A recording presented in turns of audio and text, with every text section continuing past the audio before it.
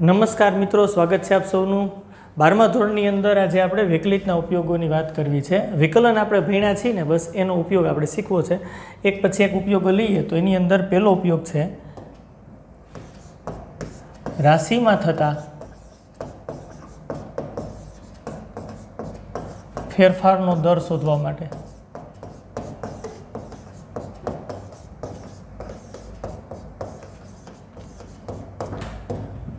આ વિકલિતનો પહેલો ઉપયોગ છે.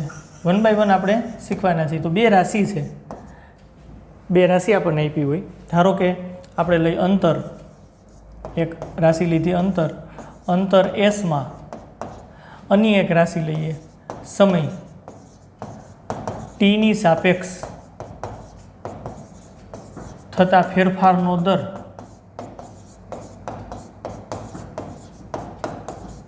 શું થાય? વિકલિતની મદદથી આપણને મળે અંતર એસમાં સમય ટીની સાપેક્ષ થતા ફેરફારનો દર વ્યાખ્યાયિત આ રીતે કર્યો છે. વિકલિતની મદદથી આમ મળે ds/dt, અંતરનું સમયની સાપેક્ષ વિકલન, એટલે કે અંતર એસમાં સમય ટીની સાપેક્ષ થતા ફેરફારનો દર મળે છે આપણને. હા, આ ફેરફારના દરને અંતરનું સમયની સાપેક્ષ વિકલન કરો અને વેગ પણ કહેવાય ફિઝિક્સ પ્રમાણે. હા, બસ હવે આમાં કોઈ પણ રાશિ રાખી શકાય. જો કોઈ પણ બે રાશિ રાખી શકાય. આનું અર્થઘટન આવું થાય. રાશિ વાય, કોઈ પણ એક રાશિ લીધી, રાશિ વાયમાં વાય કરતાં જુદી રાશિ, અન્ય રાશિ એક્સની સાપેક્ષ થતા ફેરફારનો દર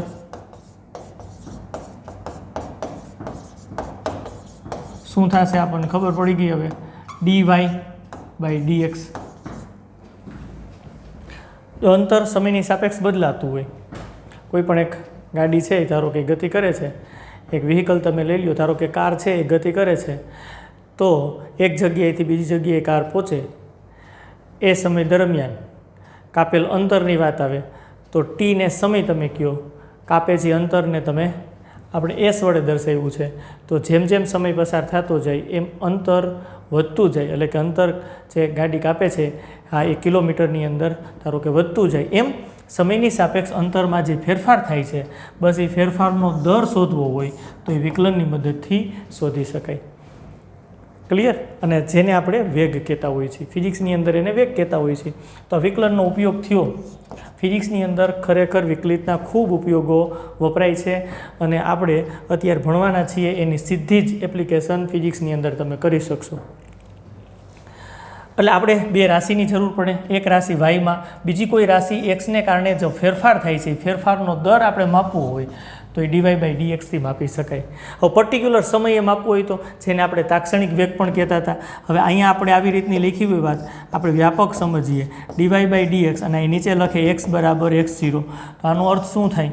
આનો અર્થ આવો થાય, x = x0 સમયે, હા ચોક્કસ સમયે x = x0 એ જ્યારે x = x0 હોય, અહીંયા સમય નહીં લખીએ કારણ કે આ આપણે રાશિ વાય એક્સ લીધી છે, એક્સ કોઈ પણ રાશિ હોઈ શકે. x = x0 આગળ, હા શું કરશું? વાયમાં એક્સની સાપેક્ષ થતા ફેરફારનો દર આવી રીતના વ્યાખ્યાયિત કરશું. વાયમાં એક્સની સાપેક્ષ થતા ફેરફારનો દર ક્યારે? તો કે x = x0 હોય. તો જો અંતરમાં તમે સરસ સમજી શકો, ds/dt લખો ને તમે અહીંયા ચોક્કસ લખો t = t0, તો હવે તમને ખબર પડે આનું અર્થઘટન શું થાય. હા, t = t0 સમયે, એટલે ચોક્કસ સમયે, t = t0 આગળ એસમાં એક્સની સાપેક્ષ, હા એસમાં એક્સની જગ્યાએ આપણે ટી રાખ્યું છે તો ટીની સાપેક્ષ, સમયની સાપેક્ષ થતા ફેરફારનો દર ચોક્કસ સમયે t = t0 સમયે ds/dt, એટલે ફેરફારનો દર કેટલો છે એ શોધવું હોય તો આમ મળે. તો સૌથી પહેલાં દર માપક તરીકે વિકલનની વાત કરી અને પર્ટિક્યુલર બિંદુ આગળ અથવા તો પર્ટિક્યુલર કિંમત આગળ આપણે ફેરફારનો દર કેવી રીતના શોધી શકીએ એ વાત કરીએ. હજી એક મુદ્દાની વાત કરવી છે. તો ચાલો હવે આપણે નોટની વાત કરીએ. મુદ્દા 2 આની ઉપરથી આપણને સરસ મળેવા છે. એની અંદર પહેલો મુદ્દો એવો છે, ધારો કે આ તમે dy/dx લખો છો, આવું લખો છો એટલે આનું અર્થઘટન શું થાય? રાશિ વાયમાં રાશિ એક્સને કારણે ને સાપેક્ષ જે ફેરફાર થાય છે એ ફેરફારનો દર dy/dx આમ વ્યાખ્યાયિત થાય. અને ધારો કે ગ્રેટર ધેન 0 આવે તો અને તો જ ડબલ ઇમ્પ્લાઇઝ લખું છું, તો અને તો જ આવું અર્થઘટન થાય. જેમ x વધે તેમ y વધે છે. એટલે એક્સમાં જેમ જેમ વધારો તમે કરો ને એમ વાયમાં વધારો થાય છે. બીજો પોઈન્ટ સિમ્પલી આપણને આવો મળે, dy/dx ધારો કે <0 મળે તો એનું અર્થઘટન આવું થાય, જેમ એક્સમાં તમે વધારો કરો, જેમ એક્સ વધે તેમ તેમ તેમ વાય ઘટે છે. એટલે એક્સમાં તમે વધારો કરો ત્યારે વાય છે એ ઘટશે. જેમ એક્સ તમે વધારતા જેમ વાય ઘટતો જશે તો dy/dx <0 આવશે. આ ક્લિયર વાત સમજાઈ ગઈ છે? ઓકે. હવે એના પછીની વાત આપણે કરવી હોય તો એના પછી આ વિકલનની વાત કરી છે તો દર શોધવો હશે તો આપણે શું કરશું? તો કે આપણે વિકલન કરી નાખશું અને જે બિંદુ આગળ કીધું હશે એ બિંદુ એની અંદર મૂકી દઈએ તો એ બિંદુએ ફેરફારનો દર આપણને મળી જાય. આ ધન ક્યારે લેશું? વિકલન ધન ક્યારે લેશું? તો કે જેમ એક્સ વધે ત્યારે વાય વધતો હોય તો એનું અર્થઘટન કે એક્સમાં વધારો કરો અને વાયમાં વધારો થાય તો વિકલન ધન લઈશું આપણે. અને જેમ એક્સ વધે, એક્સ વધતો જતો હોય અને વાય ઘટે એવી રીતની વાત કરશું ત્યારે વિકલન ઋણ લેશું. તો ચાલો વિકલિતના ઉપયોગોની અંદર અહીં શું જરૂર પડશે આપણને? તો આપણને અલગ અલગ પ્રકારની આકૃતિઓની જરૂર પડશે અને એ આકૃતિ r² એટલે કે સમતલમાં અને ત્રિપરિમાણમાં 3D આકૃતિ એટલે કે ધારો કે ઘનની વાત છે, લંબઘનની વાત છે, સમઘનની વાત છે, ગોલકની વાત છે. હા, તો આ બધી જ આકૃતિના ક્ષેત્રફળ, એના ઘનફળની વાત આ બધી જ આપણને ખબર પડવી જોઈએ. એના બધા જ પેરામીટરની આપણને ખબર પડવી જોઈએ.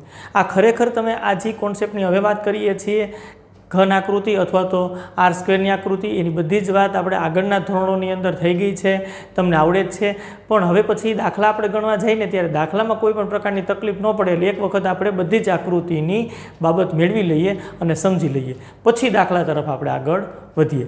ચાલો 1 by 1 આકૃતિ આપણે સમજવી છે. તો r² જે આકૃતિ જાણો છો તમે એની વાત કરીએ તો પહેલી જ વહેલી સિમ્પલ આપણને આકૃતિ મગજમાં આવે ચોરસ. બંધ આકૃતિની વાત કરીએ તો ચોરસ. ચોરસથી આપ બધા વાકેફ છો.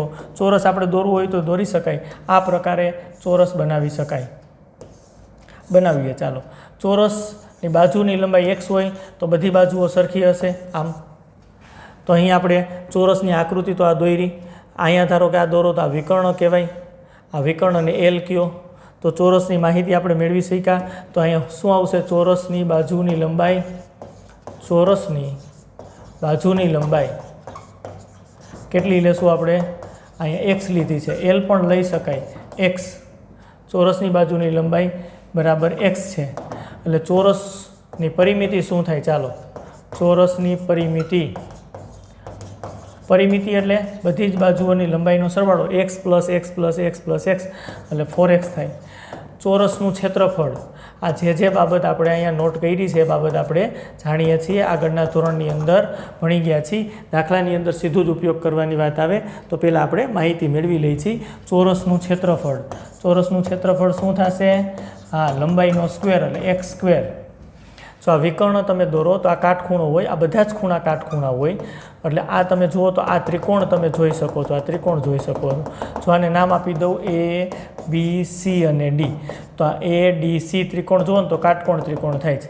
તો ત્રિકોણની અંદર આપણે આ પણ મેળવી શકીએ છીએ. અહીંયા સિમ્પલી તમે I મેળવી શકો છો. વિકર્ણનો સ્ક્વેર બરાબર કાટખૂણો સમાવતી બે બાજુના વર્ગનો સરવાળો એટલે x² + x² થાય. એટલે સિમ્પલી L² બરાબર 2x² આવું આપણે લખી શકીએ. હા, જો આના ઉપરથી સિમ્પલી તમે x² ને કરતા બનાવો તો L²/2 આવું લખી શકાય. તો ચોરસનું ક્ષેત્રફળ x² બરાબર L²/2 પણ થાય. L એટલે વિકર્ણની વાત છે, ચોરસ માટેની વાત છે. આ બધી જ માહિતી મેં ચોરસ માટેની મેળવી છે. હવે લંબચોરસની વાત કરીએ. એક પછી એક આકૃતિ લેતા જઈએ અને એની ડિટેલ બધી આપણે લખતા જઈએ. બીજી વાત કરીએ લંબચોરસ. ચાલો, લંબચોરસ બેઝિક બધી વાતો છે એ બધી વાતો કરીએ. તો લંબચોરસ આપણે દોરવું હોય તો દોરી શકીએ. લંબચોરસ આ પ્રકારની માહિતી આપણને મળવાની છે. આ લંબચોરસ છે. લંબચોરસની લંબાઈ ધારો કે હું x કહું અને પહોળાઈ y કહું અને આ વિકર્ણની વાત આવે તો વિકર્ણ ધારો કે L છે. હા, એના ગુણધર્મોની બધી વાત ડિટેલમાં કરી છે આપણે આગળના ધોરણની અંદર. ચોરસ વિશે સંપૂર્ણ માહિતી મેળવી છે. અત્યારે આપણે વિકલિતના ઉપયોગોમાં જેટલી જરૂર પડવાની છે અને જે વારંવાર આવે છે એ બધી વાત આપણે કરીએ છીએ. બાકી તમને તો આવડે જ છે, કોઈ ઇસ્યુ નથી. આપણે કન્ટિન્યુ રાખીએ આગળ. આ બધા ખૂણા કાટખૂણા બનવાના છે. હા, નામ આપી દઈ ABC અને D. હા, ઓકે. હાલો, માહિતી કઈ કઈ અહીંયા નોટ કર્યા જેવી છે લંબચોરસમાં. તો લંબચોરસની લંબાઈ આપણે x કીધી તથા પહોળાઈ y છે. L અને B પણ તમે કહી શકો છો. હા, તો અહીંયા એના પછીનો મુદ્દો આવશે લંબચોરસની પરિમિતિ. લંબચોરસની પરિમિતિ શું થાય? ચાલો, લંબચોરસની પરિમિતિ એને P વડે દર્શાવો. અહીંયા આપણે નામ નહોતું આપ્યું, પણ આપવું હોય તો આપી શકીએ. પરિમિતિને P વડે પણ દર્શાવી શકાય. 2x + 2y થાય. ખાસ જોજો. કેમ ખબર પડી પાછી? કારણ કે આ x છે, સામે x હોય, આ y છે, સામે y, x + x અને y + y, એટલે કે 2x + 2y. પરિમિતિ એટલે બધી બાજુઓનો સરવાળો. હવે લંબચોરસનું ક્ષેત્રફળ, લંબચોરસનું ક્ષેત્રફળની વાત આપણે કરવાની થશે. ચાલો, લંબચોરસના ક્ષેત્રફળને સિમ્પલી A વડે દર્શાવાય છે. ક્ષેત્રફળને એરિયા કહેવાય એટલે A વડે દર્શાવાય છે. અહીંયા પણ A વડે દર્શાવ્યું તો ચાલત. લંબાઈ ગુણ્યા પહોળાઈ આવું આવે. લંબાઈ ગુણ્યા પહોળાઈ આવું થાય. આ લંબાઈ આપણે કેટલી રાખી છે? તો કે x, પહોળાઈ કેટલી રાખી છે? y. તો ક્ષેત્રફળ A બરાબર x ગુણ્યા y આવે. અહીં જુઓ, આ કાટખૂણો બને છે, કાટખૂણો બને છે, કાટકોણ ત્રિકોણ થાય છે. અહીં કાટખૂણો બનેલા કાટકોણ ત્રિકોણ થાય. કાટકોણ ત્રિકોણ થાય તો અહીં આપણે L² બરાબર શું લખી શકશું? તો કે x² અને +y². આ પણ મગજમાં રાખ્યા જેવી વાત છે. બંને આકૃતિ થઈ ગઈ. હજી આકૃતિ જેટલી મળતી હોય એટલી બધીની આપણે ચર્ચા કરવાની છે. ચાલો, એના પછી 3rd નંબર ઉપર આપણે સમતલમાં આકૃતિ વિચારી તો ત્રિકોણ વિચારી શકાય. ત્રિકોણ, તો ત્રિકોણ પહેલાં સિમ્પલી ત્રિકોણ દોરીએ. આ પ્રકારની વાત, ત્રિકોણ બનાવીએ. ચાલો, ABC ત્રિકોણ રાખીએ. એમાંથી સામેની બાજુ ઉપર લંબ દોરું, લંબનો લંબાત બિંદુ એમ કહું. તો અહીં ત્રિકોણ ABCનું ક્ષેત્રફળ આપણને ક્લિયરલી મળે. ત્રિકોણ ABCનું ક્ષેત્રફળ, ચાલો કહેજો બરાબર શું મળે? ત્રિકોણ ABCનું ક્ષેત્રફળ આપણને શું મળે? તો કે 1/2 પાયો ગુણ્યા વેધ. પાયો ગુણ્યા વેધ આ પણ ખબર છે. તો અહીં લખીએ 1/2. પાયો કયો રાખશું? તો પાયો આ રાખી BC. તો BC પાયો રાખ્યો તો પાયા ઉપરનો જ વેધ આપણે લેવાનો હોય. આ પાયા ઉપરનો જ વેધ છે. પાયા ઉપરનો જ વેધ લેવાનો હોય, બાકીનો બીજો વેધ ન ચાલે. પાયો અને પાયા ઉપરનો વેધ એટલે B વેધ છે AM. આવી રીતની વાત થાય. 1/2 પાયો ગુણ્યા વેધ. એટલે આ તો ક્ષેત્રફળનું સૂત્ર આપણને આવડતું હોય. ડેલ્ટા અથવા તો એરિયા A વડે દર્શાવી શકાય. બિંદુ એ રાખ્યું છે એટલે જનરલી આપણે ડેલ્ટા ક્ષેત્રફળ વડે આમ દર્શાવતા હોય. હવે જુઓ, થોડીક આપણે આની અંદર પ્રક્રિયા કરી. એની સામેની બાજુને સ્મોલ એ કહું, બીની સામેની બાજુને સ્મોલ બી, સીની સામેની બાજુને સ્મોલ સી કહું. હવે આ ખૂણો કયો બને છે? તો કે બી ખૂણો બને છે. બને છે ને ભાઈ? ઓકે. તો આપણે અહીં સાઇન બી ધારો કે આવી રીતના હું લઉં. કયા ત્રિકોણમાં? ખબર છે? આ ત્રિકોણમાં. આગેથી તમને દેખાય એટલે આ ત્રિકોણ હું સોકેટ કરી દઉં છું, દર્શાવી દઉં છું ટપકા ટપકા ટપકા વડે. અને તમે જોઈ શકો છો આ ત્રિકોણ ABM. નામ નિર્દેશન આપણે અહીં કરતા નથી, સિમ્પલી દેખાય છે આપણને. તો આ કાટખૂણો થાય. આ 90 અંશનો હોય તો આ 90 અંશનો થાય. તો આ કર્ણ થશે. સી છે એ કર્ણ થાય આ ત્રિકોણ માટે. સાઇન બી એટલે સામેની બાજુ AM આવે છે. ત્રિકોણ માટે સામેની બાજુ આ AM આવે છે. અને નીચે કર્ણ એટલે સી છે એટલે AB બાજુ. સીની સામેની બાજુને આપણે સ્મોલ સી વડે દર્શાવ્યું છે. આ કેપિટલ સી છે, સ્મોલ સી આવશે.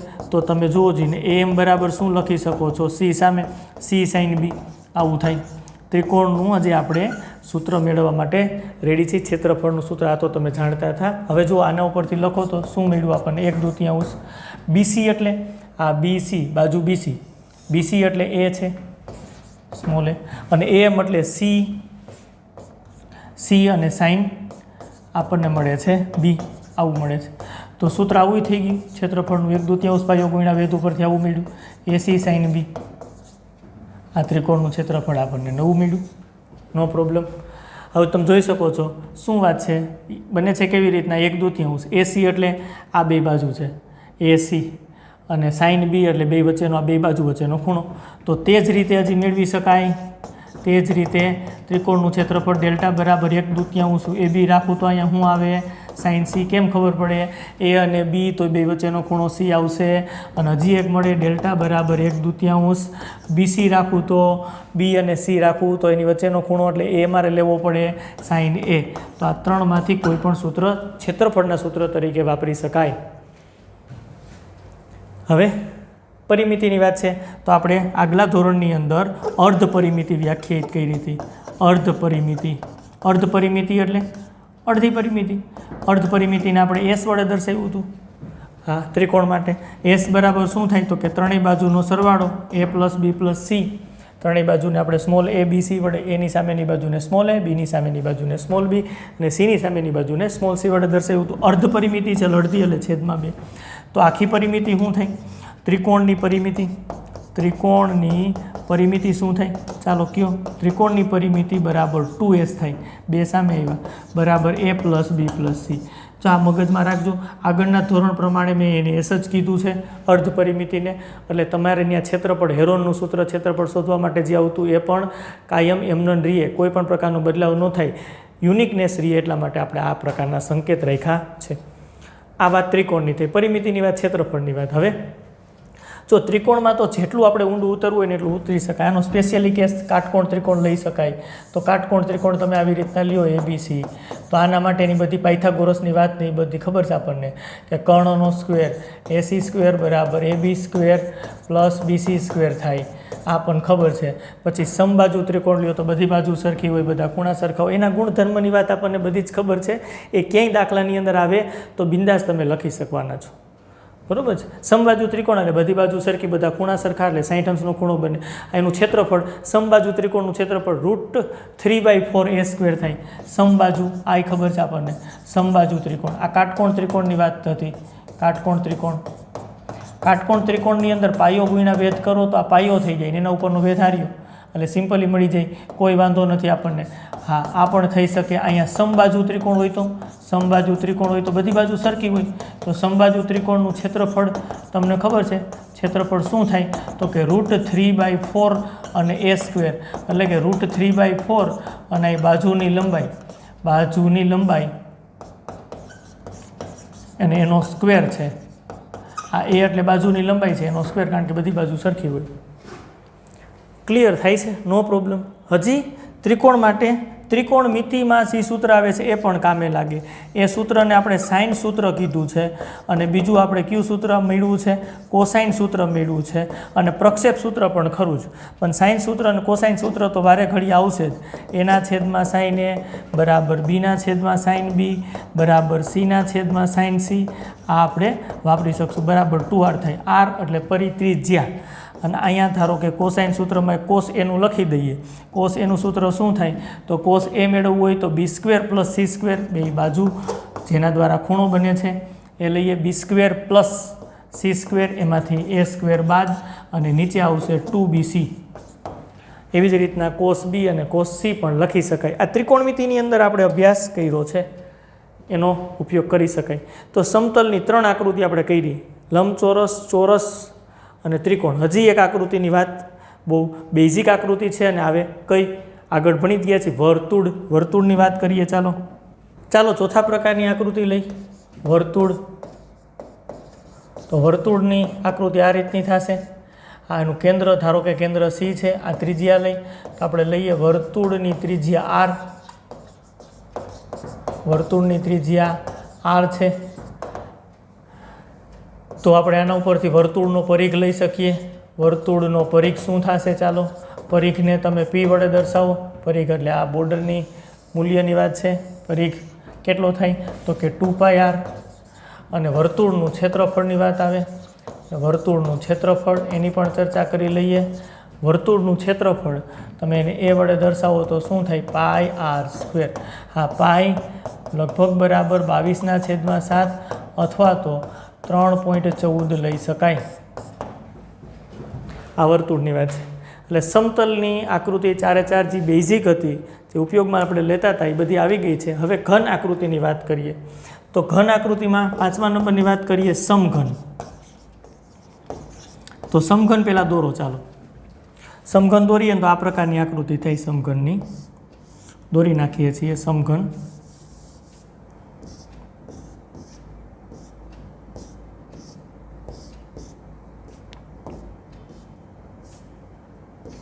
આ સમઘન છે. કુલ 6 પૃષ્ઠ હોય. જો આ 1, પછી આ ઉપર 2, નીચે 3, આ બાજુ 4, 5 અને પાછળની સાઈડ 6 પૃષ્ઠ હોય. અને લંબાઈ બધાની x હોય. બધાની લંબાઈ x. એટલે અહીંયા લખાય સમઘનની બાજુઓની લંબાઈ બધી બાજુ સરખી x છે. તો એકમ એટલા માટે નથી લખતો, સેન્ટીમીટરમાં હોય, મીટરમાં હોય, હા જે એકમ આપ્યો હોય એ પ્રમાણે આપણે લઈ શકાય. પણ સમઘનની બાજુની લંબાઈ x, બધી બાજુઓ સરખી જ હોય. બધી જ્યાંથી તમે બાજુ માપો ને x. આ ધારો કે એક પૃષ્ઠ લઈએ તો x x x x એટલે કે ખરેખર એ 4 બાજુઓના મૂલ્યો સરખા હોય, એને સમઘન કહેવાય. 3D વિચારી શકો. જો આમ તમે ખેંચેલો દોરો, આ તો ઉપરનું પૃષ્ઠ તમને દેખાય, આ નીચેનું પૃષ્ઠ દેખાય, આ બાજુના 2 દેખાય અને આગળ ને પાછળ.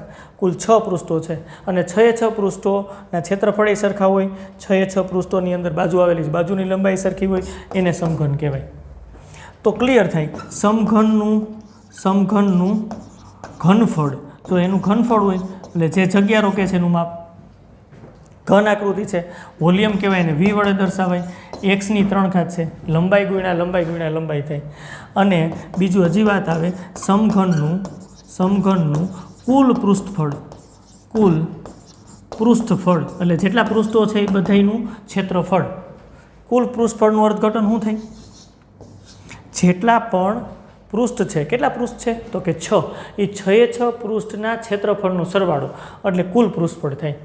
પૃષ્ઠફળ એટલે જેટલા પૃષ્ઠો છે એ બધાના ક્ષેત્રફળની વાત આવે. અને કુલ શબ્દ લખ્યો છે એટલે બધાનો સરવાળો થશે.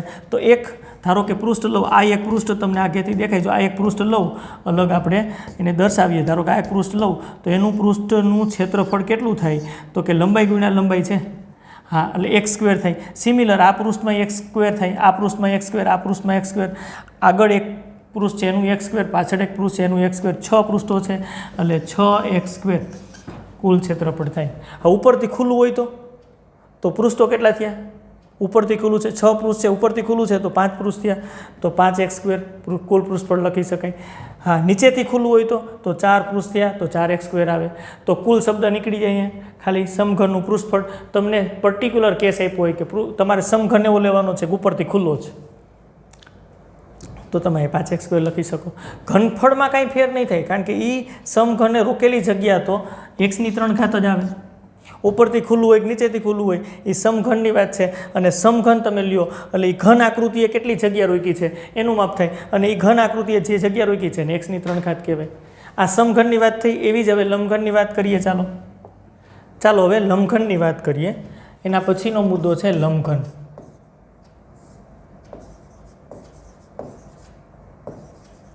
તો લંબઘનની આકૃતિ દોરી દઈએ. આ પ્રકારની લંબઘનની આકૃતિ થશે. આ લંબઘન છે.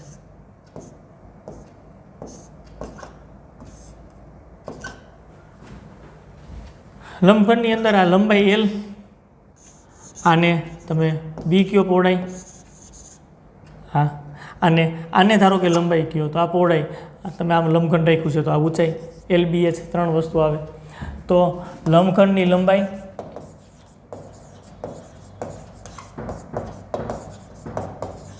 L, પહોળાઈ B તથા ઊંચાઈ H છે. અને તેથી લંબઘનનું ઘનફળ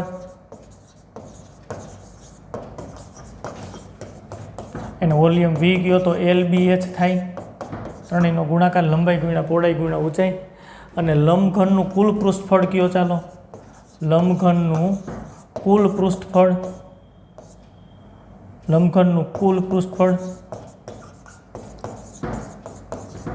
S વડે દર્શાવો. કેટલા પૃષ્ઠ છે આની અંદર? એ 6 પૃષ્ઠ છે. હવે એક આ પૃષ્ઠનું નીચેનું પૃષ્ઠ વિચારો, ખાલી આ નીચેનું પૃષ્ઠ વિચારો. આ એક પૃષ્ઠ, સેમ એવો જ ઉપર પૃષ્ઠ હોય. આ બીજો પૃષ્ઠ, એ જ રીતે આ બાજુ 2, એક આગળ ને એક પાછળ, કુલ 6 પૃષ્ઠો થાય. આ પૃષ્ઠનું ક્ષેત્રફળ વિચારીએ, આ પૃષ્ઠનું ક્ષેત્રફળ, તો આ પાછો લંબચોરસ થાય L ગુણ્યા B, લંબાઈ ગુણ્યા પહોળાઈ આવે, તો આ પૃષ્ઠફળ શું થશે? તો આની અંદર L ગુણ્યા B, ઉપર L ગુણ્યા B જ આવશે કારણ કે આ પૃષ્ઠ એવડું જ છે. સેમ આ B થાય ને આ L થાય, પાછું L ગુણ્યા B આવે એટલે 2 વખત LB આવે. સેમ એ જ રીતે BH 2 વખત આવે એટલે 2 ગુણ્યા LB, 2BH અને 2LH, આવી રીતની વાત થશે. હા, કુલ 6 પૃષ્ઠ થઈ ગયા, 2 કોમન કાઢો, LB BH પ્લસ LH, આ રીતના આપણને કુલ પૃષ્ઠફળ મળે. નેક્સ્ટ એના પછી આકૃતિની વાત કરીએ. ચાલો એના પછીની આકૃતિની વાત કરીએ. 7મા નંબરની વાત, શંકુ. શંકુ છે ને એ ખરેખર દોરો તો આ રીતનો તમને જોવા મળે. આ શંકુ છે ત્રિપરિમાણની અંદર. અહીંથી તમે આમ દોરો અને આમ. આ શંકુના પાયાની ત્રિજ્યા R છે. શંકુના પાયાની ત્રિજ્યા આપણે લઈએ R, તથા ઊંચાઈ h, એટલે આ ઊંચાઈ h, આ ઊંચાઈ, આને A નામ આપો, અહીંયા B કયો, C કયો, ઊંચાઈ h, તથા ત્રાસી ઊંચાઈ, તિર્યક ઊંચાઈ અથવા તો ત્રાસી ઊંચાઈ L છે. આ ત્રાસી ઊંચાઈ છે એ C તમને દેખાય છે, એને L આપણે દર્શાવીએ. આ કાટખૂણો અહીં બને છે તો શંકુ પરથી સ્પષ્ટ ખબર પડે. આ ત્રિકોણ માટેની વાત થાય. શંકુ એટલે ત્રિપરિમાણીય આકૃતિ છે, ત્રિપરિમાણીય આકૃતિ છે, ઘન આકૃતિ છે. આ L સ્ક્વેર બરાબર ત્રિકોણની વાત કરીએ તો આવું થાય, H square plus R square બને. આ શંકુનું ઘનફળ વોલ્યુમ V બરાબર 1/3 પાઈ R સ્ક્વેર H આવું મળે. શંકુની વક્ર સપાટી, શંકુની વક્ર સપાટીનું ક્ષેત્રફળ, વક્ર સપાટીના ક્ષેત્રફળને આપણે S વડે દર્શાવીએ, પાઈ RL થાય. શંકુની વક્ર સપાટીનું ક્ષેત્રફળ. હા, કોઈ આપણને પૂછી નાખે શંકુની કુલ સપાટીનું ક્ષેત્રફળ, કુલ સપાટીનું ક્ષેત્રફળ, કુલ સપાટીના ક્ષેત્રફળને ઘણી વખતે પૃષ્ઠફળે કહેતા હોય, તો વક્ર સપાટીનું ક્ષેત્રફળ આવે. આ વક્ર સપાટીના નીચે જો આપણને છે એ વર્તુળ બને છે. જોકરની ટોપી તમે જોઈ હોય ને તો એક્ઝેક્ટ એ શંકુ આકારની હોય છે. જોકરની ટોપી શંકુ આકારની, તો નીચેથી જે પહેર્યું હોય માથા ઉપર એ વર્તુળ આકાર હોય, સર્કલ હોય, તો એ તમે સર્કલ ગણો, સપાટી બંધ રાખો તમે, તો એ સર્કલ એટલે કે વર્તુળનું ક્ષેત્રફળ પાઈ R સ્ક્વેર થાય. તો શંકુની વક્ર સપાટીનું ક્ષેત્રફળ પાઈ RL અને શંકુની કુલ સપાટીનું ક્ષેત્રફળ, એટલે વક્ર સપાટી તો એવું નીચેથી તળિયું તમે બંધ કરવા માગતા હોય તો એનું ક્ષેત્રફળ પાઈ R સ્ક્વેર થાય. જનરલી બંધ ન કરો, ધારો કે ખુલ્લું રાખતા હોય તો વક્ર સપાટીનું ક્ષેત્રફળ ઇનફ છે પાઈ RL, એટલે આ કન્ફ્યુઝન ન થાય એટલે લખી દીધું છે. આ નીચેને આ પાઈ R સ્ક્વેરની વાત કરી છે, એ ક્ષેત્રફળ પેક કરી દીધું છે. શંકુ એવું છે કે વક્ર સપાટી તો લીધી છે અને નીચે તળિયું છે ને એ પણ બંધ કરી દીધું છે. તો શંકુની સંપૂર્ણ વાત થઈ. જો 3D આકૃતિ છે, આગલા ધોરણની અંદર બધું આપણે ભણ્યા છીએ, પણ અત્યારે રિવિઝન કરીએ છીએ. આ બધી વાત છે એ પાછી તાજી કરી લઈએ છીએ, જેથી કરીને દાખલામાં આપણે ક્યાંય અટકીએ નહીં. એટલે આ બધી જ બાબત તમારે નોટ ડાઉન કરવી જોશે અને બધી જ બાબત તમને ખબર હશે તો પછી દાખલામાં સીધું જ આપણે એપ્લાય કરી શકશું. વિકલિતના ઉપયોગોમાં આ ભૂમિતિની જે બાબત આવે છે, જે સૂત્રો આવે છે, એ તમારે ત્યાં વાપરવાના થશે જ. ખાસ તૈયાર કરી લેવા. આગળ વધી, હજી એક આકૃતિ આપણી સામે છે, 8મા નંબરની આકૃતિ, નળાકાર. નળાકાર પણ આપણે જોયું છે. અને આકૃતિ દોરીએ તો આ પ્રકારની આકૃતિ આપણને મળે, નળાકાર.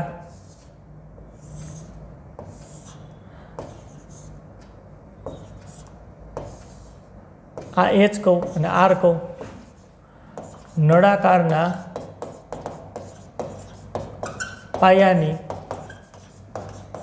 ત્રિજ્યા R છે. નળાકારના પાયાની ત્રિજ્યા R છે, તથા ઊંચાઈ H છે. આપણે ઊંચાઈ પણ દર્શાવી છે. નળાકારના પાયાની ત્રિજ્યા r છે, ઊંચાઈ h છે. ચાલો હવે આગળ વધીએ. હવે નળાકારનું ઘનફળ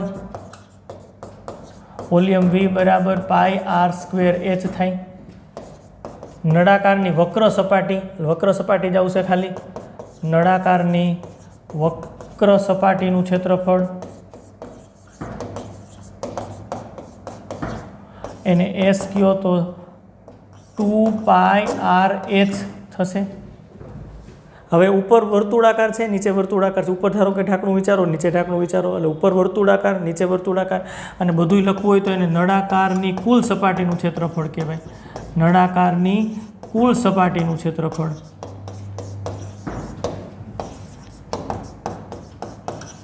ચાલો કયો? હા, એને પૃષ્ઠફળ પણ તમે કહી શકો. બધું જ આવી ગયું. શું થશે? વક્ર સપાટીનું ક્ષેત્રફળ 2 પાઈ r h છે. 2 પાઈ r h છે. હવે તમારું ઉપર વર્તુળાકાર એટલે પાઈ r સ્ક્વેર, નીચે વર્તુળાકાર એટલે એનું ક્ષેત્રફળ એડ કરશો એટલે પાઈ r સ્ક્વેર, એટલે કુલ પૃષ્ઠફળ થઈ ગયું. એટલે આપણે આવું લખી શકીએ 2 પાઈ r h પ્લસ 2 પાઈ r સ્ક્વેર. ઘણાય પછી આમાં કોમન કાઢે, 2 પાઈ r કોમન કાઢે, r પ્લસ h. આમ લખે r પહેલાં લખ્યો પછી h લખ્યો છે. આમ પૃષ્ઠફળ યાદ રાખે તોય વાંધો નથી, આમ યાદ રાખે તોય વાંધો નથી. એટલે આ નળાકારની વાત થઈ. હજી ઘન આકૃતિ છે. ચાલો, જેને આપણે કહીએ છીએ ગોલક. ગોલક વર્તુળાકાર જેવું જ દેખાય પણ ઘન આકૃતિ છે. આપણે બોલની વાત કરીએ, દડાની વાત કરીએ તો એ દડો છે એ ઘન આકૃતિ છે. એની અંદર તમે જોઈ શકો છો આ ઘન આકૃતિ દોરી છે એટલે આવા લીટા કર્યા છે. આ એનું કેન્દ્ર દડાનું વિચારો, આને ત્રિજ્યા કહેવાય. એટલે ગોલકની ત્રિજ્યા r છે. તો આપણને ગોલકનું ઘનફળ મળે. ગોલકનું ઘનફળ v બરાબર 4/3 પાઈ r ઘન આવું થાય. ગોલકનું પૃષ્ઠફળ ડાયરેક્ટ લખી નાખ્યું. એમાં વક્ર સપાટીનું ક્ષેત્રફળ લખો તો એ હાલે, કારણ કે ગોલક છે તો એમાં બધી વક્ર સપાટી જ આવે છે, કોઈ વાંધો નથી. કુલ ક્ષેત્રફળ લખો તો એ હાલે, પૃષ્ઠફળ લખો તો એ હાલે. s કયો 4 પાઈ r સ્ક્વેર આવું થાય. આ ગોલકની વાત. હવે ગોલકમાંથી આવો ભાગ કરી શકે છે, અડધો ભાગ કરી નાખે,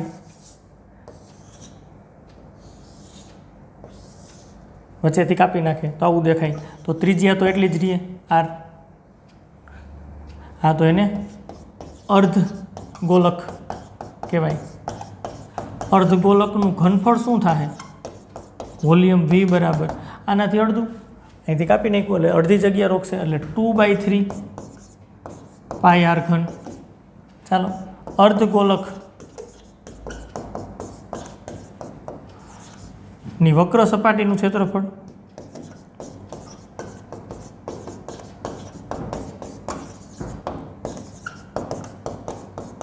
આ વક્ર સપાટી થઈ. આખું 4 પાઈ r સ્ક્વેર હતું. વક્ર સપાટીનું ક્ષેત્રફળ થઈ 2 પાઈ r સ્ક્વેર. જુઓ, અર્ધગોલકની વક્ર સપાટીનું ક્ષેત્રફળ, આ વક્ર સપાટીનું ક્ષેત્રફળ 2 પાઈ r સ્ક્વેર થાય. ઉપરથી ખુલ્લું રાખ્યું છે એટલે અહીંયા કહી શકાય ખુલ્લું હોય ઉપરથી. તો ખાલી વક્ર સપાટી જ લીધી છે તો એનું ક્ષેત્રફળ 2 પાઈ r સ્ક્વેર થાય. હા, ઘણી વખત આમ શબ્દ વાપરે, બંધ અર્ધગોલકનું ક્ષેત્રફળ અથવા તો પૃષ્ઠફળ કહીએ. બંધ અર્ધગોલક એટલે એની વક્ર સપાટીનું ક્ષેત્રફળ તો તમારે કેલ્ક્યુલેટ કરવું જ પડશે. આ વક્ર સપાટીનું ક્ષેત્રફળ છે એ કેલ્ક્યુલેટ કરવું જ પડશે. એટલે 2 પાઈ r સ્ક્વેર આવે અને પ્લસ એને શબ્દ વાપરો બંધ, એટલે ઉપરથી નહીં આ બંધ કરવું પડે. ઉપરથી તમે બંધ કરો તો ઉપર એ કેટલું થાય?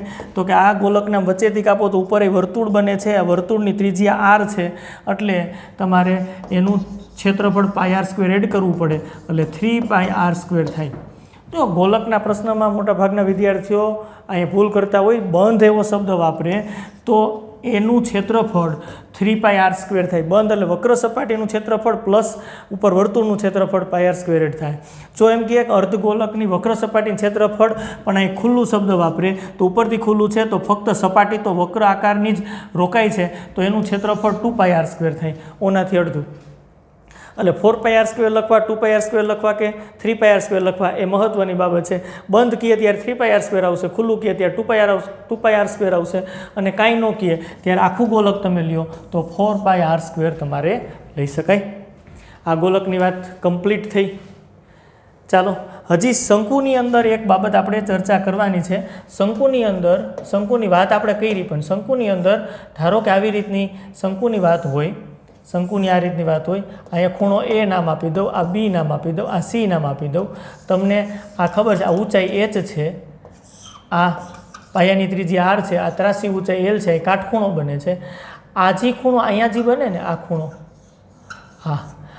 આ ખૂણો ધારો કે એ આગળ, એનો તમે અડધો ખૂણો લ્યો અહીંયા.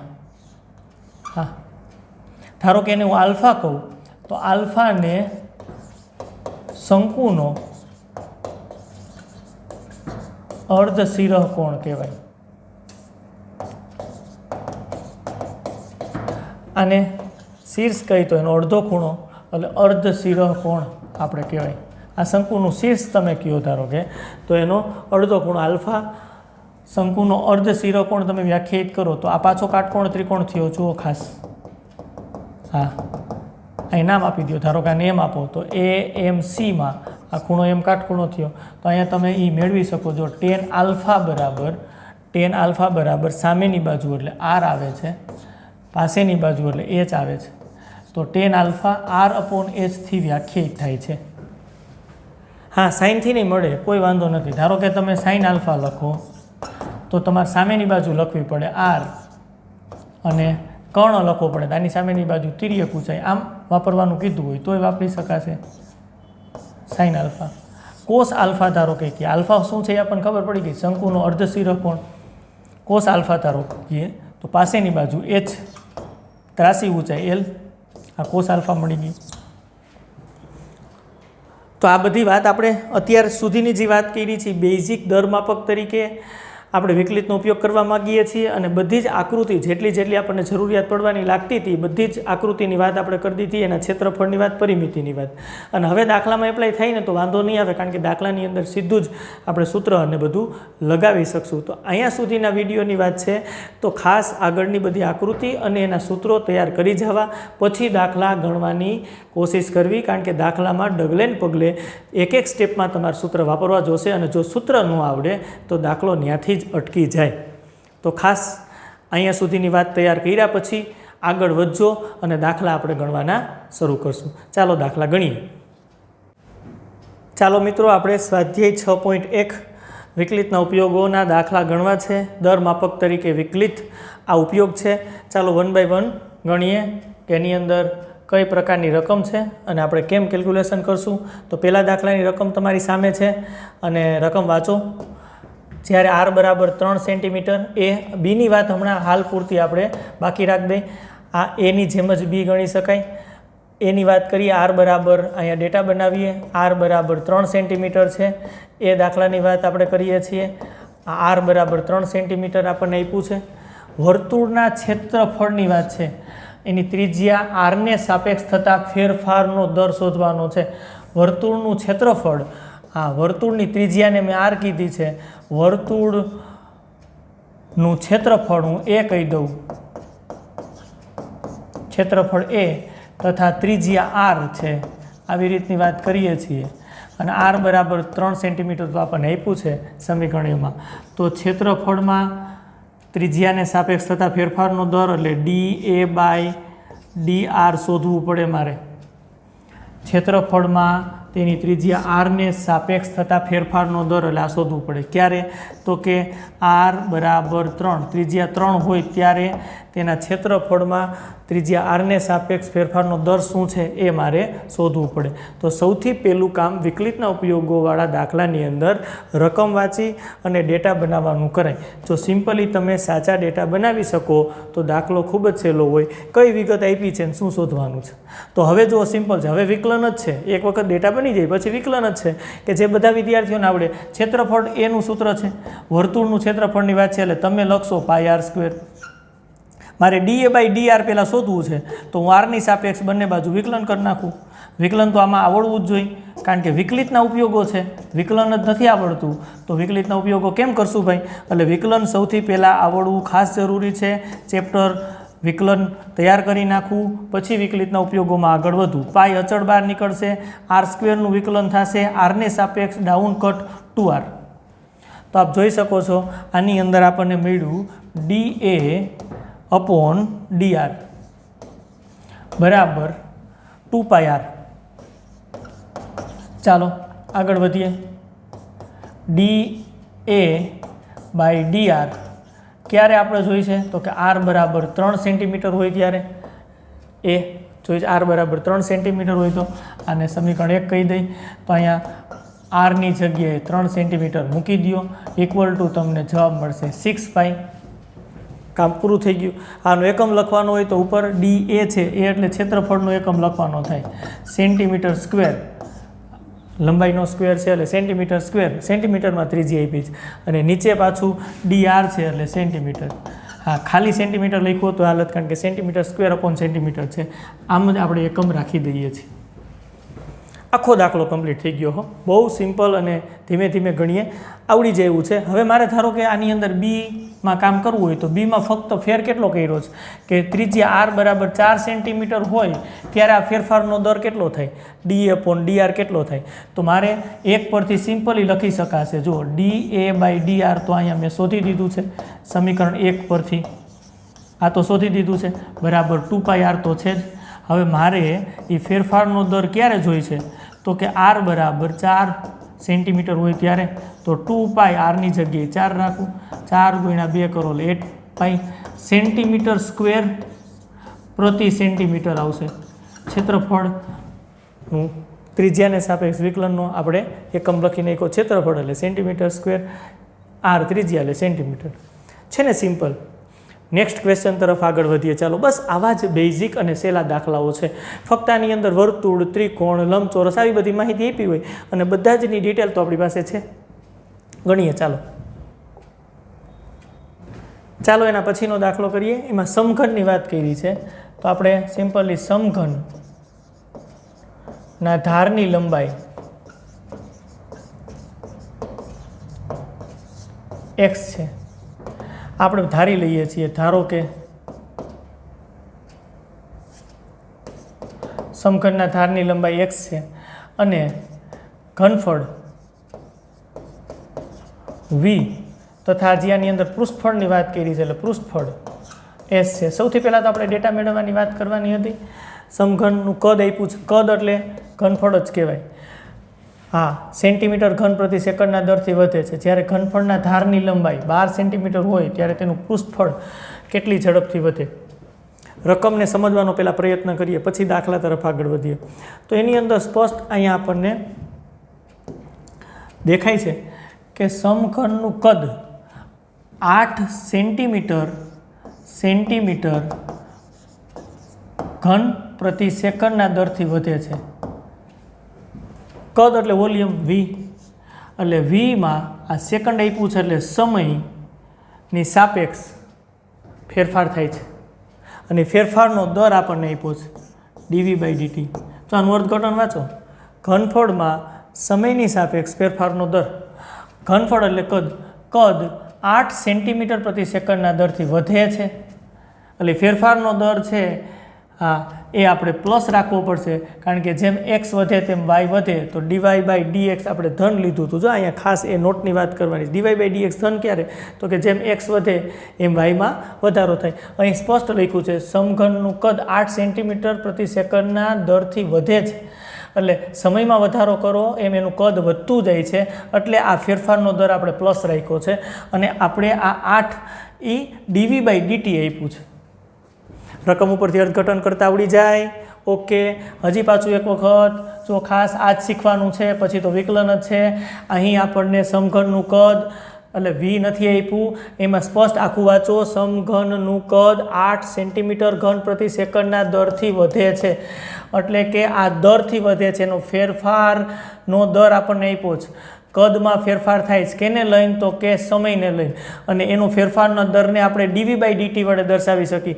રાશિ vમાં ટીને સાપેક્ષ ફેરફારના દરને dv/dt કહેવાય અને એ 8 આપ્યું છે આપણને.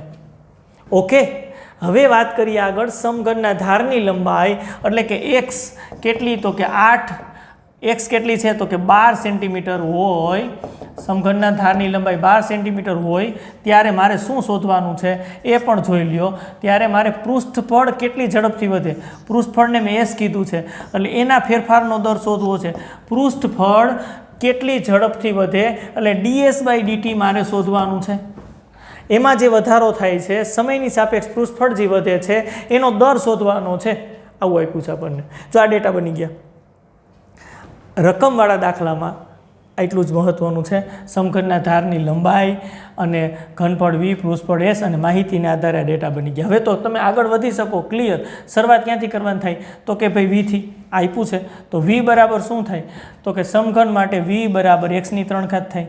એનું વિકલન કરવાનું. કેની સાપેક્ષ કરવાનું? આપ્યું છે tની સાપેક્ષ. કરી નાખતાની xની સાપેક્ષ, કારણ કે tની સાપેક્ષ વિકલન આપ્યું છે આપણને. સમયની સાપેક્ષ કદમાં વધારો થાય છે, એટલે અહીં સમયની સાપેક્ષ બંને બાજુ વિકલન કરીએ. હા, d/dt x3.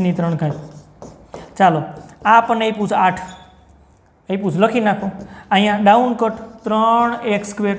વળી પાછું xનું tની સાપેક્ષ વિકલન કરવું પડે, કારણ કે અહીંયા ચલ જુઓ તમે, d/dt t ચલ છે, x ચલ છે, t ચલ છે, તો આપણે આ નિયમ વાપરીએ છીએ સાંકળનો નિયમ. d/dt x3 હોય તો તમે 3 ડાઉન કરી નાખો, આને t જ સમજીને વિકલન કરી નાખો, ડાઉન કટ, અને પાછું વધારાના પદનું વિકલન કરવાનું થાય. tના સ્થાને કોણ આવી ગયું હતું? x, તો xનું પાછું વિકલન કરવાનું થાય. એટલે જો અહીં મેં સ્પષ્ટ લખ્યું છે 3 ડાઉન x², એક કટ, ડાઉન કટ, અને પાછું xનું tની સાપેક્ષ વિકલન. આ વિકલનમાં બધું આપણે ભણ્યા છીએ, એટલે અહીંયા વાત આપણે એક વખત કરી દીધી. દર વખતે આ મગજમાં રાખજો, ચેઇન રૂલ, સાંકળ નિયમ જ્યાં લાગતો હોય ત્યાં લગાડવો પડે. હવે આની મદદથી dx/dt આપણે કરતા બનાવી લઈએ. dx/dt કરતા બનાવી લઈએ. આ નીચે આવતા રહેશે 8/3x², અને રિઝલ્ટ 1 કહી દઈએ. ચાલો, આપણો ટાર્ગેટ તો આ મેળવવાનો હતો ભાઈ, ds/dt. તો હવે s થી શરૂઆત કરો. પેલી માહિતી આપી હતી એની મદદથી જે સાદરૂપ આપ્યું હતું એની રિઝલ્ટ 1. હવે આપણને જે મેળવવાનું છે એમાં આગળ વધીએ. પૃષ્ઠફળ, સમઘનનું પૃષ્ઠફળ શું થાય? 6x². આવું થાય. હવે એનું વિકલન પાછું કરવાનું છે. બંને બાજુ tની સાપેક્ષ વિકલન કરી નાખો, કારણ કે આપણે ds/dt મેળવવું છે. તો ચાલો, હવે આપણને ક્લિયર આવડે. d/dt 6x². ચાલો, 6 અચળ 12, x²નું 2x ડાઉન કટ, બેમાંથી એક કટ એટલે 1, અને વળી પાછું xનું tની સાપેક્ષ વિકલન સાંકળ નિયમ મુજબ, એટલે 12x અને dx/dt થાય. ચાલો, હજી 12x અને dx/dtની કિંમત સમીકરણ 1 ઉપરથી અહીં મૂકી શકાય. 8/3x². આવું થાય છે. સમીકરણ 1 ઉપરથી મૂકી દીધી, સાદરૂપ આપી દો. ચાલો, અહીંયા 4 તેરી 12, એટલે અહીંયા 4 આવશે. 4 તેરી 12, 4 × 8 32, અને એક x કેન્સલ, એટલે 32/x. ds/dt આપણને 32/x મળ્યું. આ રિઝલ્ટ નંબર 2. હાલો, દાખલાનો જવાબ ખૂબ નજીક છે, પ્રશ્ન નથી. x બરાબર 12 હોય ત્યારે ફેરફારનો દર શોધવાનો છે.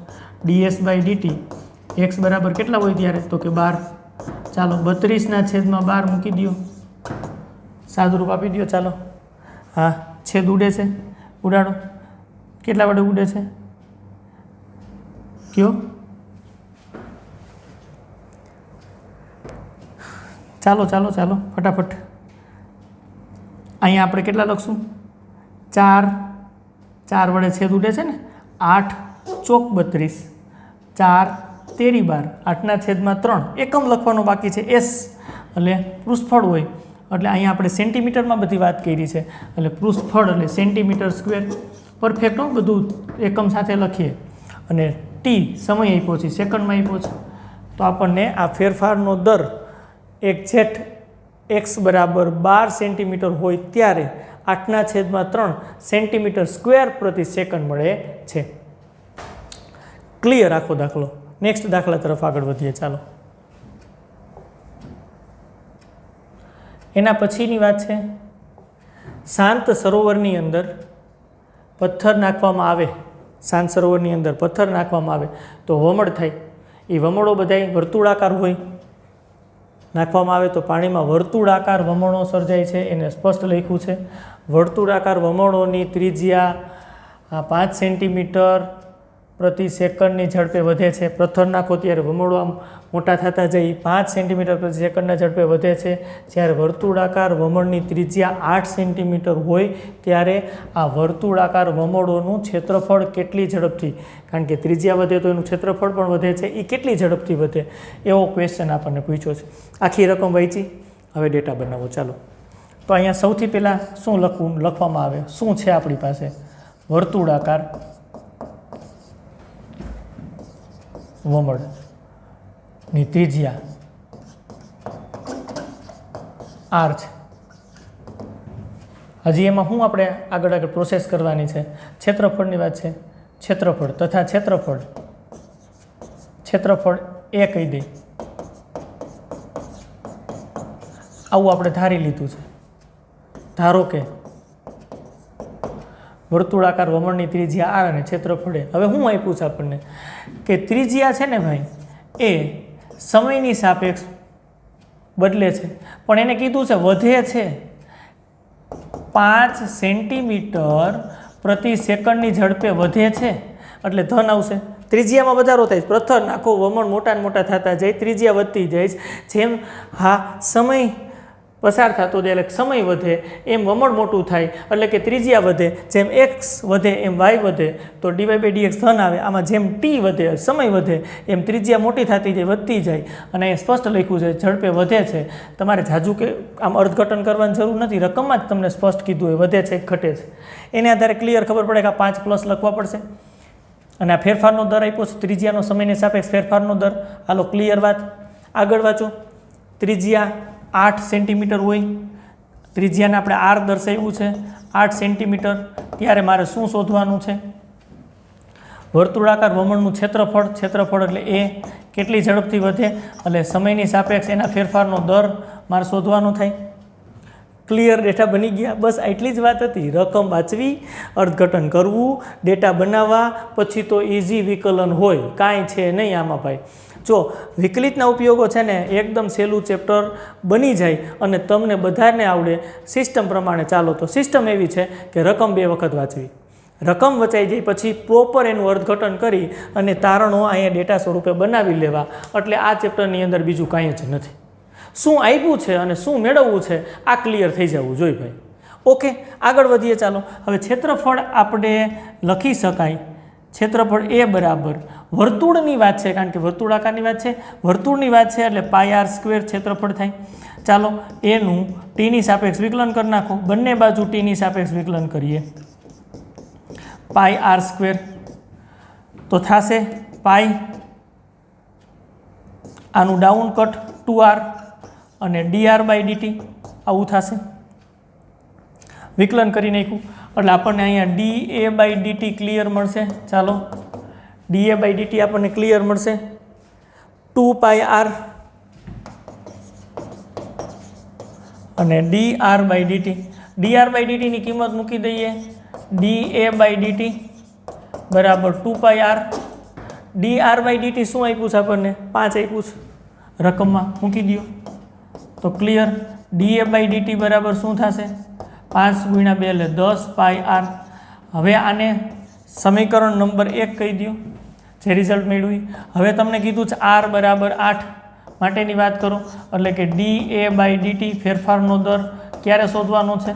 r બરાબર 8 હોય ત્યારે 10π. r ની જગ્યાએ 8 મૂકી દો. સાદુરૂપ આપો એટલે 80π થાય. ક્લિયર થઈ શકે? 80 પાઈ આ તમારે એકમ લખવો છે, એકમ લખીએ બરાબર 80 પાઈ એકમ ક્ષેત્રફળ છે. બધી વાત કરી છે એ સેન્ટીમીટરમાં કરી છે એટલે સેન્ટીમીટર સ્ક્વેર પ્રતિ સેકન્ડ આ એકમ થઈ જાય. ફેરફારનો દર સેન્ટીમીટર સ્ક્વેર પ્રતિ સેકન્ડ. 80 પાઈ સેન્ટીમીટર સ્ક્વેર પ્રતિ સેકન્ડ આવશે. સિમ્પલ દાખલાઓ છે. નેક્સ્ટ દાખલા તરફ આગળ વધીએ. ચાલો એના પછીના દાખલાની વાત કરીએ. લંબચોરસની લંબાઈ x 5 સેન્ટીમીટર પ્રતિ મિનિટના દરે ઘટે છે અને તેની પહોળાઈ 4 સેન્ટીમીટર પ્રતિ મિનિટના દરે વધે છે જ્યારે x બરાબર 8 સેન્ટીમીટર અને y બરાબર 6 સેન્ટીમીટર, ત્યારે બે વસ્તુ શોધવાની છે. લંબચોરસની પરિમિતિ અને બીની અંદર લંબચોરસના ક્ષેત્રફળમાં થતા ફેરફારનો દર શોધવાનો છે. રકમ આખી વહેંચી ડેટા બનાવો. ચાલો કેની વાત કરી છે તો કે લંબચોરસ. તો લંબચોરસની લંબાઈ x અને પહોળાઈ y આપણે લઈ શકીએ. લંબચોરસ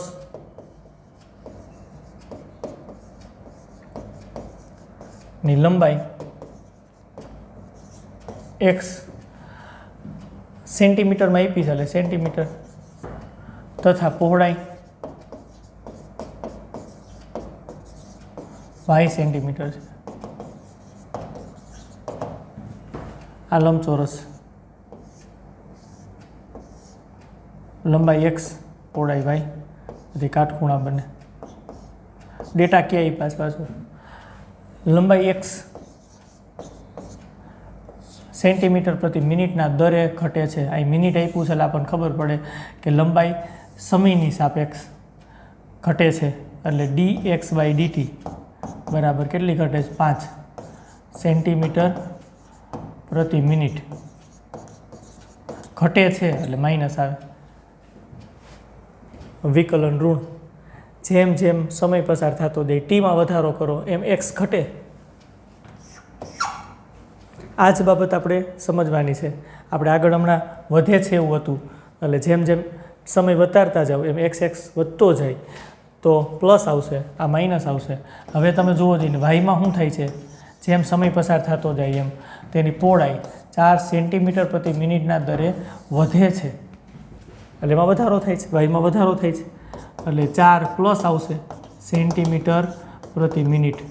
આ ડેટા બનાવીએ છીએ. આગળ વાંચો. x બરાબર 8 સેન્ટીમીટર અને y બરાબર 6 સેન્ટીમીટર. તો આપણે શું શોધવાનું છે?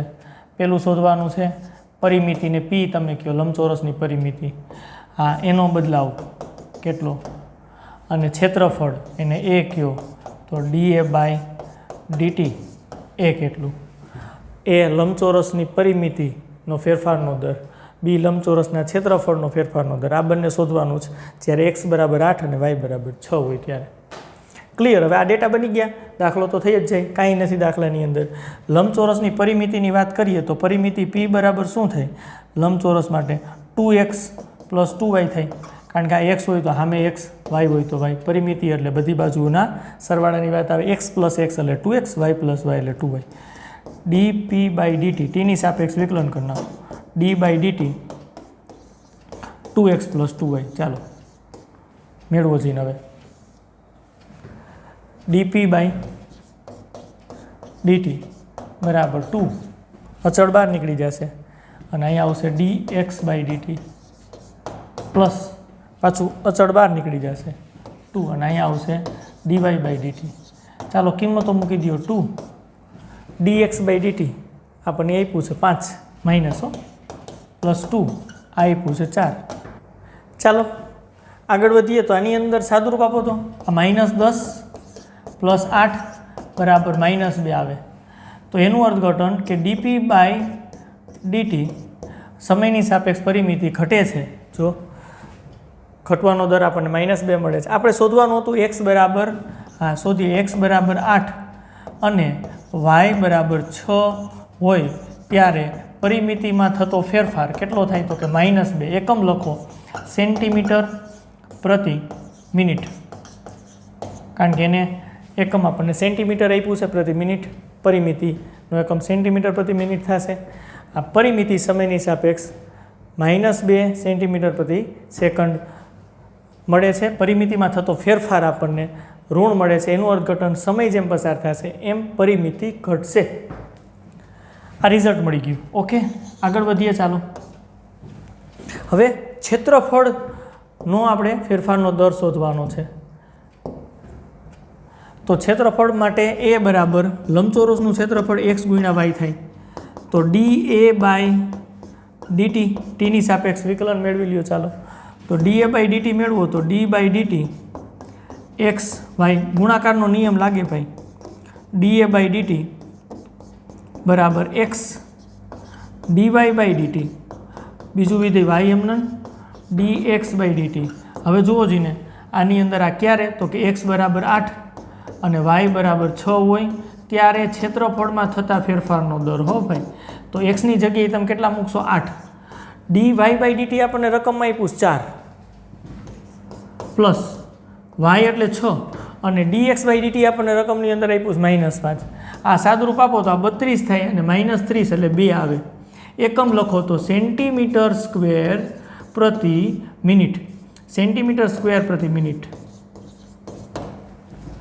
તો આપણને ક્ષેત્રફળમાં થતા ફેરફારનો દર પણ મળી ગયો. x બરાબર 8 અને y બરાબર 6 હોય ત્યારે આ રીતે દાખલો થઈ શકશે. નેક્સ્ટ દાખલા તરફ આગળ વધીએ. ચાલો એના પછીનો પ્રશ્ન કરીએ. એની અંદર એક ગોળાકાર ફુગાની વાત છે. ફુગામાં હવા ભરવામાં આવે. હવા ભરે એટલે એનું કદ છે એ વોલ્યુમ વધશે અને એમાં થતા ફેરફારનો દર આપણને આપ્યો છે 900 સેન્ટીમીટર ઘન પ્રતિ સેકન્ડ. જ્યારે ફુગાની ત્રિજ્યા 15 સેન્ટીમીટર હોય ત્યારે ત્રિજ્યાના વધવાનો દર શોધવાનો છે. ફુગ્ગો ગોળાકાર જ રહે છે એટલે આકૃતિમાં કાંઈ પ્રશ્ન નથી. એટલે અહીંયા આપણે લખી શકીએ ગોળાકાર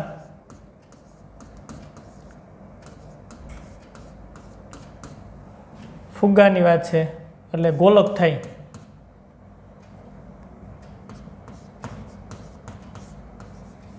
ની ત્રિજ્યા આપણે r ધારી લઈ. ધારો કે ગોળાકાર ફુગાની ત્રિજ્યા r તથા જે ઘનફળની વાત કીધી છે એટલે ઘનફળ v છે આવું આપણે ધારી લીધું. ડેટામાં શું આપ્યું છે આપણને તો કે dv/dt આપ્યું છે. કેટલું આપ્યું છે તો કે 900 સેન્ટીમીટર ઘન પ્રતિ સેકન્ડ આપણને આપ્યું છે. સેન્ટીમીટર ઘન પ્રતિ સેકન્ડના દરે વધે છે. ચાલો આગળ હજી આપણે વાંચીએ. ફુગાની ત્રિજ્યા r બરાબર 15 સેન્ટીમીટર આપી હોય ત્યારે ત્રિજ્યાના વધવાનો દર એટલે કે dr/dt શોધવાનું. સિમ્પલ ડેટા બની ગયા. કરી નાખો કામ. ચાલો ઘનફળ v બરાબર ગોલકની વાત છે. ગોલકનું ઘનફળ 4/3 પાઈ r ઘન આવું થાય. ટીની સાપેક્ષ વિકલન કરો. dv/dt બે બાજુ ટીની સાપેક્ષ વિકલનો d/dt 4/3 પાઈ r ઘન આવું થશે. ચાલો ઇક્વલ ટુ 4/3 આ dv/dtની કિંમત કેટલી છે 900 અહીં મૂકી દો કાંઈ વાંધો નથી. 4/3 આવી ગયું. પાઈ અચળ છે બહાર નીકળી જાય. આનું 3r² ડાઉન કટ અને વળી પાછું rનું ટીની સાપેક્ષ વિકલન કરવું પડે સાંકળ નિયમ મુજબ. અહીંયા 3 કટ થઈ જશે તો રિઝલ્ટ આપણને શું મળશે એ જોઈ લ્યો. 900 બરાબર 4πr² 4πr² અને dr/dt. તો dr/dt ને કરતા બનાવી લ્યો તો આવું થાય ને. dr/dt બરાબર 900/4πr². નો પ્રોબ્લેમ. ચાલો રિઝલ્ટ 1. હવે એનો ફેરફારનો દર r બરાબર 15 હોય ત્યારે મૂકી દો. કેટલો સિમ્પલ દાખલો છે. r બરાબર 15 હોય ત્યારે ચાલો 900 4π r બરાબર 15 મૂકી દો. 15નો સ્ક્વેર છે તો સાદુરૂપ આપી શકાય 900. તમે આપી શકો કોઈ વાંધો નથી. 15 × 15 આમ કરી શકાય. 15 × 6 કરો એટલે 90 થાય એટલે 60 આવે. અહીંયા 15 × 4 કરો એટલે 60 થઈ. છેદ હજી આ 4 અને 4 ઉડે છે. 1/પાઈ આવે છે. એકમ લખી નાખો. ત્રિજ્યા એટલે સેન્ટીમીટર આવશે. dr/dt છે પ્રતિ t એટલે સેકન્ડ આવશે. સેકન્ડમાં છે ને અંતર. હા નો સમય સેકન્ડમાં છે, અંતર છે એ સેન્ટીમીટરમાં છે, સેન્ટીમીટર પ્રતિ સેકન્ડ, એકમ લખી નાખ્યો. દાખલો પૂરો થઈ ગયો. બહુ સિમ્પલ. હવે તમને દાખલા દર માપક તરીકેના આવડી જાય એમ છે. ઘણા બધા દાખલા આપણે ઉદાહરણ સ્વરૂપે લીધા. હજી ગણીએ, ચાલો થોડીક પ્રેક્ટિસ કરીએ. હજી જો આ રીતની રકમ છે. રકમ પાછો 5 મીટર લાંબી નિસરણી દિવાલે ટેકવી છે. નિસરણી ટેકવી છે દિવાલે, એટલે આપણે આકૃતિ બનાવીએ તો આવી રીતની થાય ને. આ ધારો કે દિવાલ લઈએ, દિવાલ, આ જમીન છે, આવી રીતની વાત છે. આ દિવાલ છે, આ જમીન છે. હવે નિસરણી આપણે આની અંદર રાખવાની છે. ધારો કે આ રીતની આપણે એક નિસરણી રાખીએ. આ જે મેં અત્યારે દોરી છે એ નિસરણી છે. દિવાલે આવી રીતના ટેકવી છે. એક છેડો અહીંયા રાખ્યો છે, એક છેડો જમીન ઉપર હોય. શું થાય છે? નિસરણીનો નીચેનો છેડો, આને આપી દઈ નામ AB. એટલે નીચેનો છેડો B જમીન પર 2 સેન્ટીમીટર પ્રતિ સેકન્ડના દરે દિવાલથી દૂર થાય છે. આ B છે ને એ આમ દિવાલથી દૂર જાય છે 2 સેન્ટીમીટર પ્રતિ સેકન્ડના દરે. જ્યારે સીડીનો નીચેનો છેડો દિવાલથી, આ નીચેનો છેડો આ દિવાલથી 4 મીટર દૂર હોય, આ અંતર 4 મીટર હોય, ત્યારે દિવાલ પર નિસરણીની ઊંચાઈ કેટલી ઝડપથી ઘટે? એટલે આ ઘટવાનો દર માંગ્યો છે. અહીંયા ધારો કે હું નામ આપી દઉં C બિંદુ. તો હવે તમે જોઈ શકો, ધારો કે હું આ AC વચ્ચેનું અંતર કોઈ પણ એક સમયે, અને અંદર આપણે ધારો કે T સમયે, આવું આપણે એવું કહી દઈએ T સમયે નિસરણી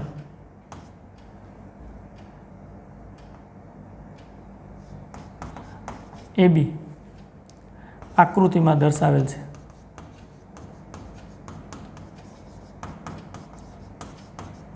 T સમયની આ સ્થિતિ છે.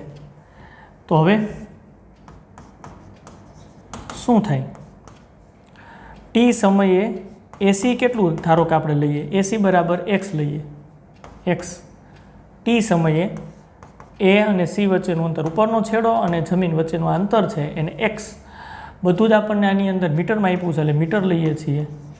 અને એ જ રીતે BC એટલે કે દિવાલથી નીચેના છેડાનું અંતર BC y મીટર છે. ડેટા બનાવવા જ પહેલાં આકૃતિની વાત કરી, રકમ વાંચી, ભાઈ એક દિવાલ છે, દિવાલમાં આવી રીતના નિસરણી ટેકવી છે, આ નિસરણી છે બરાબર, એનો નીચેનો છેડો છે, આ ઉપરનો છેડો છે. T સમયે, કોઈ પણ એક સમયે નિસરણીની સ્થિતિ AB તમે આકૃતિમાં દર્શાવ્યા પ્રમાણે હોય તો આ અંતર T સમયે x અને y, આ અંતર ધારો કે આપણે y લીધું છે, આ અંતર AC x લઈએ એટલે ક્લિયર આપણને ખબર પડે. હવે આપણને શું કીધું છે? જમીન પર એ 2 સેન્ટીમીટર પ્રતિ સેકન્ડ નીચેનો છેડો છે એ આમ દિવાલથી દૂર થાય, એટલે આ y છે એ આમ વધશે, એટલે dy/dt સમયની સાપેક્ષ yમાં વધારો થશે. અત્યારે આ T સમય y છે એ દિવાલથી આ છેડો દૂર જાય એટલે yમાં વધારો થાય. તો સમયની સાપેક્ષ એના વધારાનો દર આપણને આપ્યો છે એ 2 સેન્ટીમીટર પ્રતિ સેકન્ડ છે. તો આમ ખબર પડે. પાછી આકૃતિની વાત કરીએ કે આ દિવાલ છે, આ જમીન છે, આ રીતે નિસરણી ટેકવી છે, નીચેનો છેડો, આ ઉપરનો છેડો, T સમયની આ સ્થિતિ છે. ધારો કે T સમય આ અંતર x, આ અંતર y, T સમયની વાત છે. તો હવે આ નીચેનો છેડો આમ દિવાલથી દૂર જાય છે, એનું અર્થઘટન કે આ અંતર વધશે, સમયની સાપેક્ષ આ અંતરમાં વધારો થશે. તો સમય જેમ વધારશો એમ yમાં વધારો થશે, અને એને ફેરફારના દરને આપણે dy/dt લખાય. અને સ્પષ્ટ લખ્યું છે, નીચેનો છેડો જમીન પર 2 સેન્ટીમીટર પ્રતિ સેકન્ડના દરે દિવાલથી આમ દૂર જાય છે એટલે yમાં વધારો થાય છે, એનો દર આપ્યો છે. ક્લિયર. આગળ વધીએ. જ્યારે સીડીનો નીચેનો છેડો એટલે B દિવાલથી 4 મીટર દૂર હોય, એટલે કે આ BC બરાબર y બરાબર 4 મીટર હોય, ત્યારે તમારે શું શોધવાનું છે? દિવાલ પર નિસરણીની ઊંચાઈ, આ ઊંચાઈ છે x ઊંચાઈ છે એ કેટલી ઝડપથી ઘટે. કારણ કે તમે આ છેડો આમ તમે દૂર લઈ જાઓ તો આ છેડો આમ નીચે આવે, આને દૂર લઈ જાઓ તો આ નીચે આવે, નિસરણી તમે અહીંથી આમ સરકાવો તો આ નીચે આવશે, એટલે ઊંચાઈ એની ઘટશે.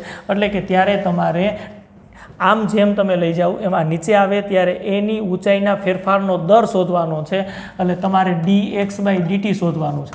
જેમ સમય પસાર થતો જાય એમ બી છેડો આ દિવાલથી દૂર જતો જાય એમ એ છેડો આમ નીચે આવતો જાય એટલે વાયમાં જેમ વધારો થાય એમ એક્સમાં ઘટાડો થાય અને ઘટાડાનો દર કેટલી ઝડપથી ઘટે છે એને આપણે dx/dt કહેવાય અને એ કેટલો એ શોધવાનું છે। ચાલો હવે બધા ડેટા છે ક્લિયર। આ નિસરણીને હું એલ કહી દઉં, નિસરણીની લંબાઈને એલ કહી દઉં, એ આપણને આપી છે 5 મીટર છે, નિસરણી છે એ 5 મીટર આપી છે। ચાલો 5 મીટર નિસરણી છે। જો એક્સ અને વાય મેં મીટરમાં લખ્યા છે, અહીંયા સેન્ટીમીટરની અંદર આપણને આ દર આપ્યો છે એટલે બધા જ સરખા એકમની અંદર રાખવા પડે। અહીંયા 5 મીટર આપ્યું છે તો બધું મીટરની અંદર આપણે લખવું પડે અને કાં નતર આ 5 મીટરને સેન્ટીમીટરમાં ફેરવી નાખો અને પછી કેલ્ક્યુલેશન કરવી પડે। તો એક કામ કરીએ, અહીંયા 5 મીટર આપ્યું છે એને સેન્ટીમીટરમાં ફેરવી નાખીએ એલને, એટલે પછી કાંઈ પ્રશ્ન ન આવે કારણ કે દર બધા સેન્ટીમીટરની અંદર આપ્યા છે એટલે જવાબ આપણને સેન્ટીમીટરમાં મળે। અહીંયા 4 મીટર આપ્યું છે, આ 4 મીટર બરાબર, એટલે આપણે એ રીતે કેલ્ક્યુલેશન કરીએ। ચાલો તો સૌથી પહેલાં આ કાટકોણ ત્રિકોણ બને છે એટલે આવું થાય L² = x² + y², x² y² આ કાટકોણ ત્રિકોણ બને બરાબર L²। તો આની અંદર આપણે આમ લખી શકીએ x² + y² બરાબર L²। આ સમીકરણ 1 તમે કહી દો, વિકલન કરી નાખો d/dt t ની સાપેક્ષો, x² + y² બરાબર d/dt L²। ચાલો વિકલન કરો એટલે અહીંયા આવશે 2x અને dx/dt ડાઉન કટ અને પાછું xનું t ની સાપેક્ષ વિકલન 2y અને dy/dt। L અચળ છે, અચળનું 0 કારણ કે L નિસરણીની લંબાઈ 5 અચળ છે, અચળનું વિકલન 0 થાય।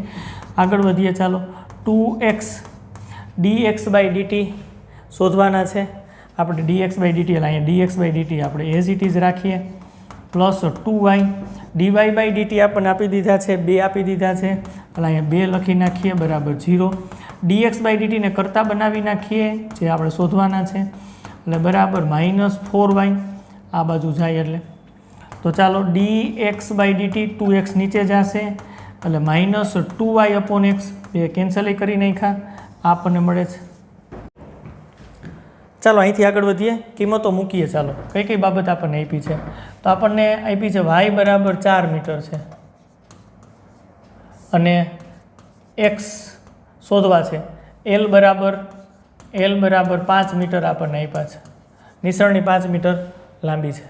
તો અહીંયા સમીકરણ 1 ઉપરથી તમે સ્પષ્ટ લખી શકો છો L², 1 ઉપરથી તમે લખી શકો છો L² બરાબર x² + y²। ચાલો જીને L એટલે 5 નો સ્ક્વેર એટલે 25, x², y એટલે 4 નો સ્ક્વેર એટલે 16, તો x² બરાબર 9 આવે અને x બરાબર કેટલા થાય 3।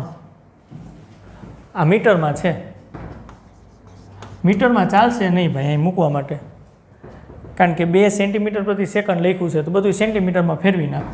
તો L બરાબર 5 મીટર છે, સેન્ટીમીટર અને મીટર વચ્ચેનો સંબંધ આપણે સૌને ખબર છે, 100 સેન્ટીમીટર બરાબર 1 મીટર થાય।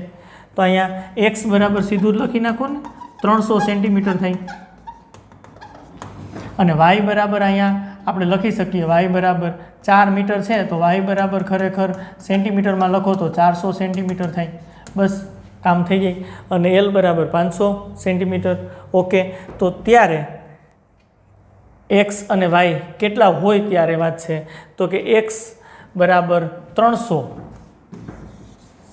અને y બરાબર 400 સેન્ટીમીટર હોય ત્યારે, કારણ કે દિવાલનો છેડો 4 મીટર દૂર હોય ત્યારે આપણે શોધવાનું છે, આ 4 મીટર દૂર હોય ત્યારે dx/dt શોધવાનું છે। તો શોધો ત્યારે કેટલા થાય dx/dt,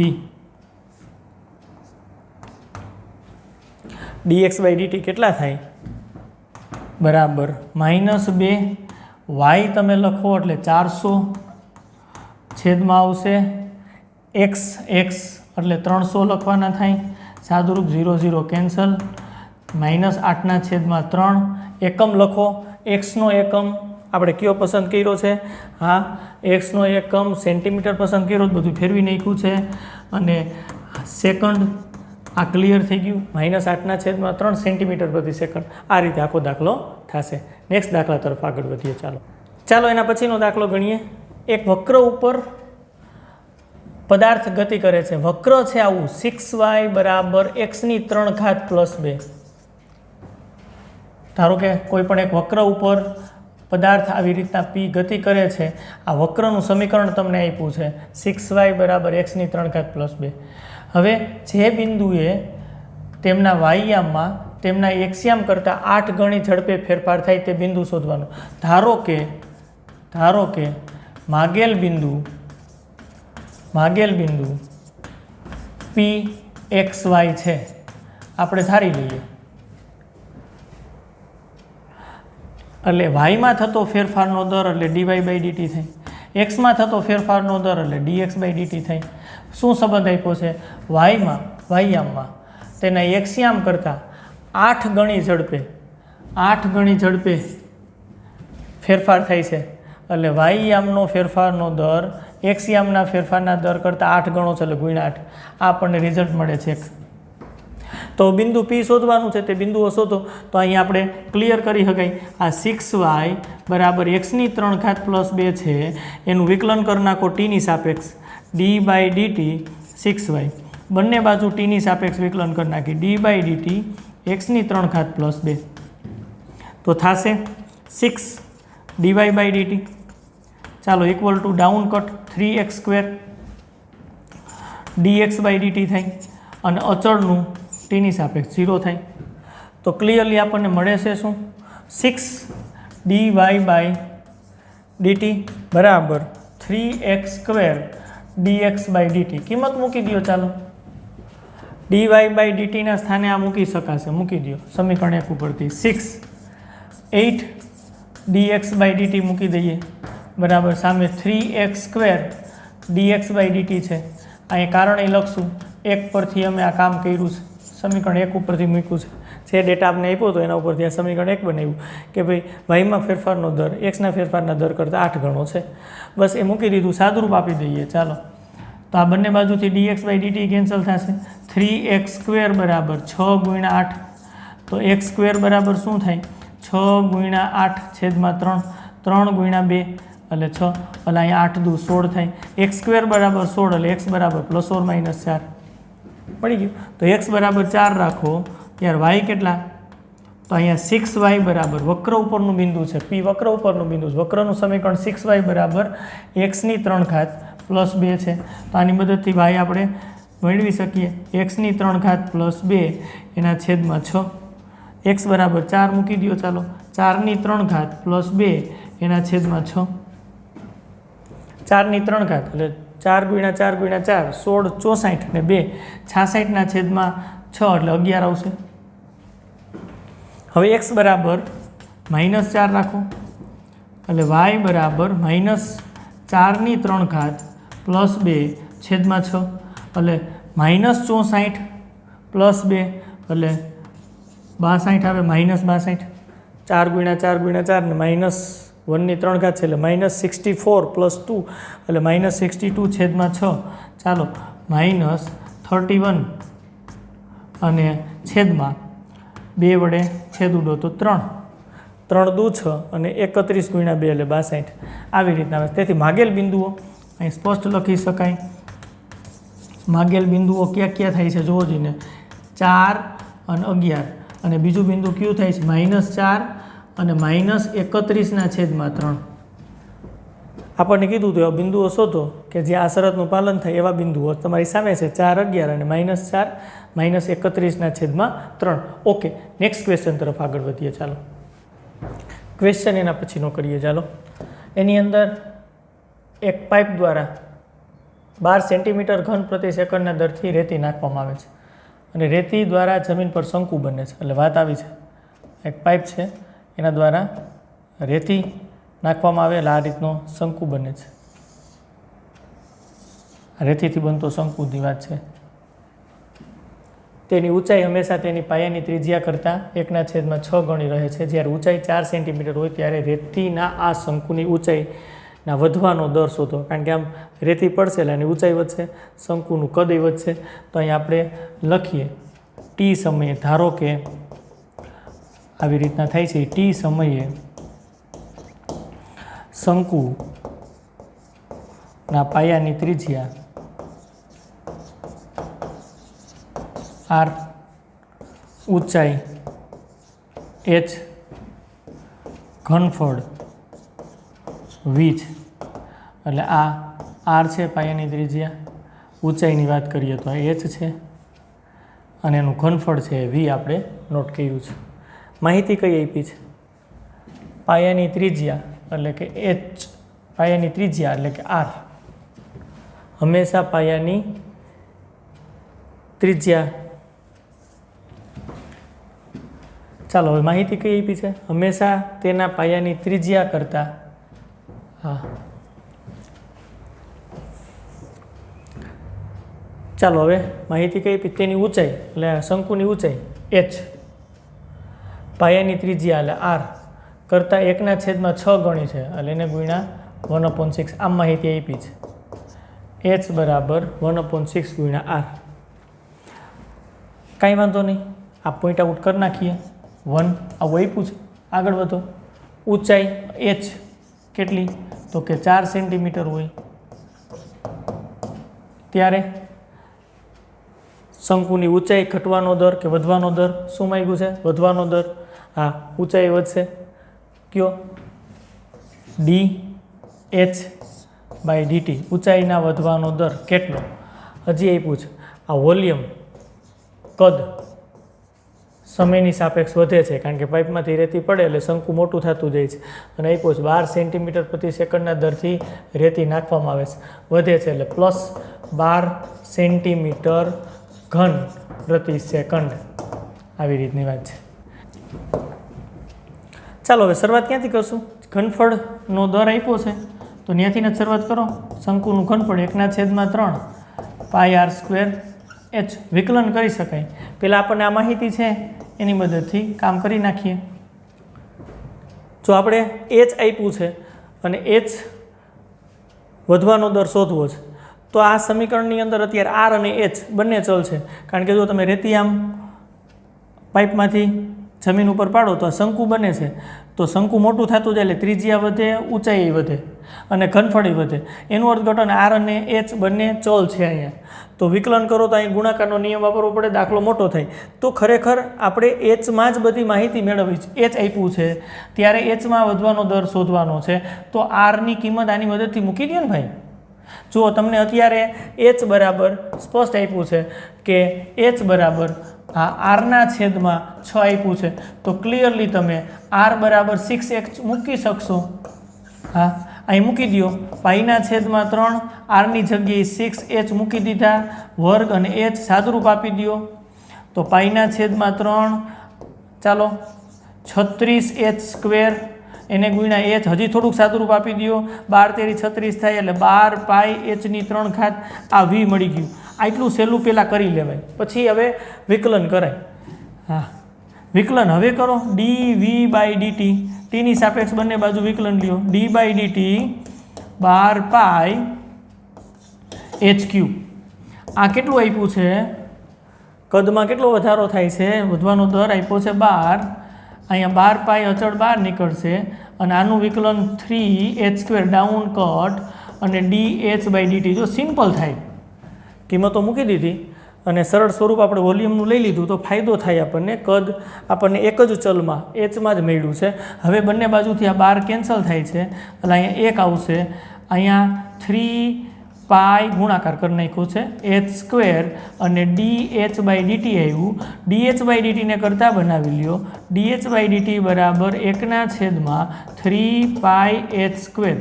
આપણને રિઝલ્ટ મળે છે. રિઝલ્ટ આગળ આપણે 1 આપી દીધું છે અને 2 આપી દઈએ. હવે આપણે શું મેળવવાનું છે તો કે ભાઈ h બરાબર 4 હોય ત્યારે વધવાનો દર. હા, તો hની કિંમત આપણને 4 આપી હોય, 4 સેન્ટીમીટર આપી હોય, હાઇટ 4 સેન્ટીમીટર હોય ત્યારે વધવાનો દર કેટલો? તો 1/3 પાઈ hની જગ્યાએ મૂકી દો 4 અને h² છે એટલે 4નો સ્ક્વેર 16 ગુણ્યા 3 48 થશે. 1/48 પાઈ આવું મળે. 1/48 પાઈ મળે. એકમ લખી નાખો. h છે એ સેન્ટીમીટર છે અને પ્રતિ ટી છે એ સેકન્ડમાં મળે. આની અંદર આપણને આપ્યું છે સેન્ટીમીટર ઘન પ્રતિ સેકન્ડ, એટલે સમય સેકન્ડમાં છે, અને અંતર છે, ઊંચાઈ છે, તે પાયાની ત્રિજ્યા છે એ અંતર આપણને સેન્ટીમીટરમાં આપ્યું છે. એટલે આનો એકમ થાય સેન્ટીમીટર પ્રતિ સેકન્ડ. આખો દાખલો કમ્પ્લીટ. નેક્સ્ટ દાખલા તરફ આગળ વધીએ. ચાલો એના પછીના દાખલાની અંદર વસ્તુઓના એક્સ એકમના ઉત્પાદનનો કુલ ખર્ચ રૂપિયામાં આપ્યો સી ઓફ એક્સ, અને 17 એકમનું ઉત્પાદન થયેલું હોય ત્યારે સીમાંત ખર્ચ શોધવાનો છે. તો આપણા માટે આ શબ્દ નવો છે. સીમાંત ખર્ચ એટલે શું એની વાત કરી દઈ, પછી આપણે દાખલો ગણીએ. સીમાંત ખર્ચ તો ઉત્પાદનના કોઈ પણ સ્તરે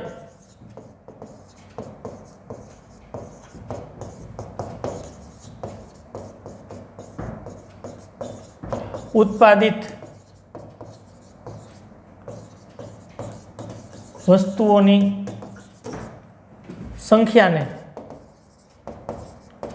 સાપેક્ષ કુલ ખર્ચમાં થતા ફેરફારના દરને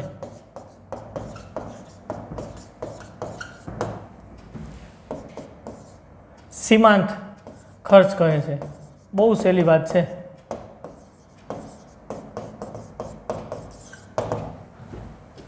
આ જે વ્યાખ્યા લખી છે ને એને આપણે ગાણિતીય સ્વરૂપમાં તારવી તો શું થાય કે કોઈ પણ ધારો કે કંપની છે એ કોઈ પણ વસ્તુનું ઉત્પાદન કરે છે, તો કોઈ પણ એક નિશ્ચિત સમયે કોઈ પણ સ્તરે ઉત્પાદિત વસ્તુઓની સંખ્યા, કેટલી વસ્તુ બનાવે છે ધારો કે એની સંખ્યા તમે લ્યો, એ સંખ્યાને સાપેક્ષ કુલ ખર્ચમાં થતા ફેરફારને. હવે અહીં ખર્ચનું વિધેય આપણને સી આપ્યું છે. સીનું ફેરફારનો દર આપણને શોધવાનો કીધો, ખર્ચમાં થતા ફેરફારનો દર, પણ કોને સાપેક્ષ? તો કે ઉત્પાદિત વસ્તુઓને સાપેક્ષ, એની સંખ્યાને સાપેક્ષ. તો સંખ્યાને આપણે ધારો કે કેના વડે દર્શાવ્યું છે? તો કે એક્સ એકમના ઉત્પાદનનો કુલ ખર્ચ. આ વસ્તુની સંખ્યાને એક્સ વડે દર્શાવ્યું છે. એક વસ્તુના એક્સ એકમના ઉત્પાદનનો ખર્ચ, એટલે કોઈ પણ એક પર્ટિક્યુલર વસ્તુ છે એના કેટલા નંગ બનાવવામાં આવે છે? એક્સ નંગ બનાવવામાં આવે છે, અને એ સ્વરૂપમાં તમને સી ઓફ એક્સ આપ્યું છે. ખાસ સમજજો. તો હવે જો સીમાંત ખર્ચની વ્યાખ્યા તમે જુઓ તો ઉત્પાદનના કોઈ પણ સ્તરે ઉત્પાદિત વસ્તુઓની સંખ્યા, એને આપણે એક્સ કીધું છે. ઉત્પાદિત વસ્તુઓની સંખ્યા રકમમાં ઓની સંખ્યા રકમની અંદર એક્સ એકમ છે, આ કીધું છે. અને ખર્ચનું વિધેય જે આપ્યું છે એ ખર્ચ સી છે. તો હવે આપણને રકમ ઉપરથી આ વ્યાખ્યા પ્રમાણે શું સીમાંત ખર્ચ એટલે મેળવવાનું થાય? તો કે ઉત્પાદનના કોઈ પણ સ્તરે ઉત્પાદિત વસ્તુઓની સંખ્યાને સાપેક્ષ, એટલે કે એક્સને સાપેક્ષ ખર્ચમાં જે ફેરફાર થાય છે એનો દર, એટલે કે dc/dx મેળવવાનું થાય. ખર્ચમાં થતો ફેરફાર કેની સાપેક્ષ? તો કે એકમને સાપેક્ષ. ઉત્પાદિત વસ્તુઓની એકમ જે સંખ્યા છે, હા કેટલી વસ્તુઓ ઉત્પાદન કરી છે એ સંખ્યાને સાપેક્ષ ખર્ચમાં થતો ફેરફારનો દર એટલે સીમાંત ખર્ચ. એટલે ક્લિયરલી આટલી બધી વાતનું નાનકડું કન્ક્લુઝન એવું નીકળે, સીમાંત ખર્ચ એટલે ખર્ચનો આ એકમની સાપેક્ષ વિકલન. સીમાંત ખર્ચનું કન્ક્લુઝન નાનકડું કેવું નીકળે કે સી એટલે કે ખર્ચનું કુલ ઉત્પાદિત વસ્તુઓની સંખ્યાને સાપેક્ષ વિકલન. ઓકે, હવે મેળવવું હોય તો મેળવી શકાય ભાઈ. સી ઓફ એક્સ આપણને આપ્યું છે 0.007 એક્સની 3 જુઓ, એક્સ એટલે વસ્તુઓની સંખ્યા છે. આગળ વધીએ 0.003 x square plus 15x plus 4000 આવું આપ્યું છે. તો ચાલો મેળવો dc/dx, એક્સની સાપેક્ષ વિકલન કરો. d/dx હા 0.007 એક્સ ક્યુબ, આગળ વધો minus 0.003 x square plus 15x plus 4000. એક્સની સાપેક્ષ વિકલન કરી નાખીએ તો 0.007 3x સ્ક્વેર આવશે, માઇનસ 0.003, આનું વિકલન કરો 2x આવશે. એક્સની સાપેક્ષ જ વિકલન કરવાનું છે, પ્લસ 15, એક્સનું એક્સની સાપેક્ષ 1 અને અચળનું 0. આ સીમાંત ખર્ચની વાત થઈ ભાઈ. એકમની સંખ્યા 17 હોય ત્યારે, એટલે x બરાબર 17 હોય ત્યારે શોધવાની વાત છે. હા dc/dx એક્સ બરાબર 17 હોય ત્યારે મૂકી દઈએ. જો આ બેનો ગુણાકાર કરીએ ને તો 0.007, હા એને ગુણ્યા 3 કરો એટલે અહીંયા 0.021 આવશે. ગુણાકાર કરી નાખીએ છીએ. એક્સની કિંમત મૂકી દઈ. એક્સની કિંમત 17 છે, 17નો સ્ક્વેર માઇનસ અહીંયા થશે 0.006, 3 ગુણ્યા 2 એટલે 6, 0.003 ગુણ્યા 2 કરો તો 0.006 આવશે. એક્સ એટલે 17 મૂકી દો પ્લસ 15. આ એક્સ બરાબર 17 એટલે કુલ ઉત્પાદિત વસ્તુઓની સંખ્યા 17 હોય ત્યારે ખર્ચમાં થતા ફેરફારનો દર, જેને આપણે સીમાંત ખર્ચ કહીએ છીએ, બીજું કાંઈ નથી. હા, તમને રકમમાં એમ કીધું હોય તો હાલે કે એક્સ બરાબર 17 એટલે કે ઉત્પાદિત વસ્તુઓની સંખ્યા 17 હોય ત્યારે ખર્ચમાં થતા ફેરફારનો દર શોધો. અને ખર્ચમાં થતા ફેરફારનો દર એટલે સીમાંત ખર્ચ. આવકમાં થતા ફેરફારનો દર એટલે સીમાંત આવક, બીજું કાંઈ જ નથી. જેમ સીમાંત ખર્ચની વાત કરીએ એમ સીમાંત આવકની પણ વાત કરી શકાય. તો અહીં આપણે આનું કેલ્ક્યુલેશન કરો એટલે જે જવાબ આવે એ આપણો ફાઇનલ જવાબ. કેલ્ક્યુલેશન તમારે કરવાનું છે. ચાલો કરો કેલ્ક્યુલેશન. ફાઇનલ રિઝલ્ટ તમે મને કહો શું મળે છે. હા, 20.967 હા રૂપિયામાં મળે. એકમ લખો હોય તો લખી શકાય, કોઈ વાંધો નથી. આ સીમાંત આપણને ખર્ચ મળી ગયો. નેક્સ્ટ દાખલા તરફ આગળ વધીએ. ચાલો તો ચાલો એના પછીના પ્રશ્નની અંદર વસ્તુઓના એક્સ એકમના વેચાણથી મળતી આવક આર એક્સ આપણને આપી છે. તો જ્યારે એક્સ બરાબર 7 હોય ત્યારે સીમાંત આવકની વાત કરી છે. સીમાંત આવક વ્યાખ્યા લખો. ચાલો, સીમાંત આવક કેને કહેવાય? તો કે વહેંચાયેલા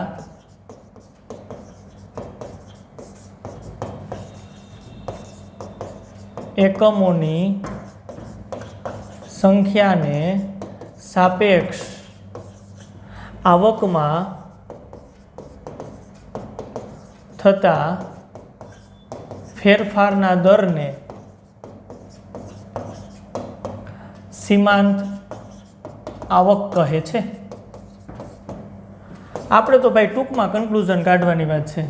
હવે અહીંયા આવકને આર વડે દર્શાવ્યું હોય એટલે કે આવકમાં ફેરફાર થાય, એ ફેરફારનો દર શોધવાનો થાય અને એ દરને સીમાંત આવક કહેવાય. જેમ ખર્ચમાં ફેરફાર થાય અને ખર્ચમાં ફેરફારનો દર એને સીમાંત ખર્ચ કીધું, એમ આવકમાં ફેરફારનો દર એને સીમાંત આવક કહેવાય. કેની સાપેક્ષ? તો કે એકમોની સંખ્યા. ઓમાં ઉત્પાદિત એકમોની સંખ્યા હતી, કારણ કે ખર્ચની વાત હતી. એટલે વસ્તુઓ તમે બનાવો, ઉત્પાદિત કરો એટલે ખર્ચ હા થાય અને એમાં ફેરફારનો દર આપણે શોધ્યો. અહીં આવકની વાત છે એટલે જે વસ્તુઓ છે, જે વસ્તુઓની સંખ્યા છે એ સંખ્યા આપણે વેચવી પડશે. તો અહીં લખ્યું છે વેચાયેલા એકમોની સંખ્યા. કુલ કેટલી વસ્તુઓ વેચાયેલી છે એ સંખ્યાને સાપેક્ષ આવકમાં જે ફેરફાર થાય છે એનો દર, એટલે એને સીમાંત આવક કહેવાય. એટલે તમારે એ શોધવું હોય તો આમ મળે dr/dx. આ x શું છે? તો કે વહેંચાયેલી વસ્તુઓ. હા, વસ્તુઓને અહીં એકમો કીધા છે તોય વાંધો નથી. એકમોની સંખ્યા, વેચાયેલી વસ્તુઓની સંખ્યા x છે. આર શું છે? તો કે હા આવકનું વિધેય છે. તો આ આવકમાં થતો ફેરફારનો દર એટલે કે સીમાંત આવક. કેને સાપેક્ષ ફેરફાર? તો કે વેચાયેલી વસ્તુઓની સંખ્યાને સાપેક્ષ ફેરફાર એટલે એક્સને સાપેક્ષ ફેરફાર. એટલે આ શોધવાનું છું. સીમાંત ખર્ચની વાત હતી, એવી જ રીતના સીમાંત આવકની વાત છે. મેળવો. ચાલો મેળવી શકાય એવું છે. તો આપણને શું આપ્યું છે? આર એક્સ બરાબર કેટલા આપ્યા છે? ચાલો કયો જી 13x² પ્લસ 26x પ્લસ 15. ચાલો વિકલન કરી નાખો.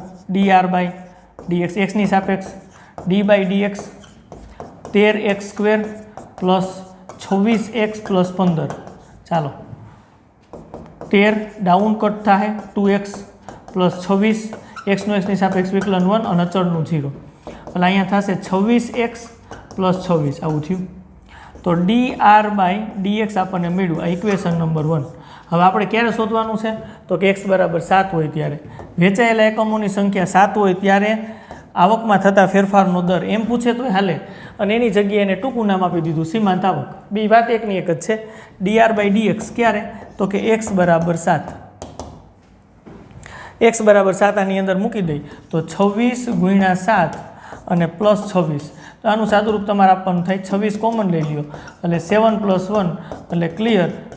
26 ગુણ્યા 8 થાય, 8 ગુણ્યા 6 એટલે 48, 4 વિદા આવશે, 8 દુ 16 ને 4 20, 208 રૂપિયા આવો ફાઇનલ જવાબ આવે. કેલ્ક્યુલેશન તમે કરી શકો.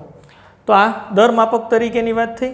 દર માપક તરીકે વિકલિતના ઉપયોગોના તમામ દાખલાઓ ગણ્યા. તમે પણ આ જ પ્રકારના દાખલાની પ્રેક્ટિસ કરજો. ટેક્સ્ટ બુકની અંદર ઘણા બધા દાખલા આપ્યા છે.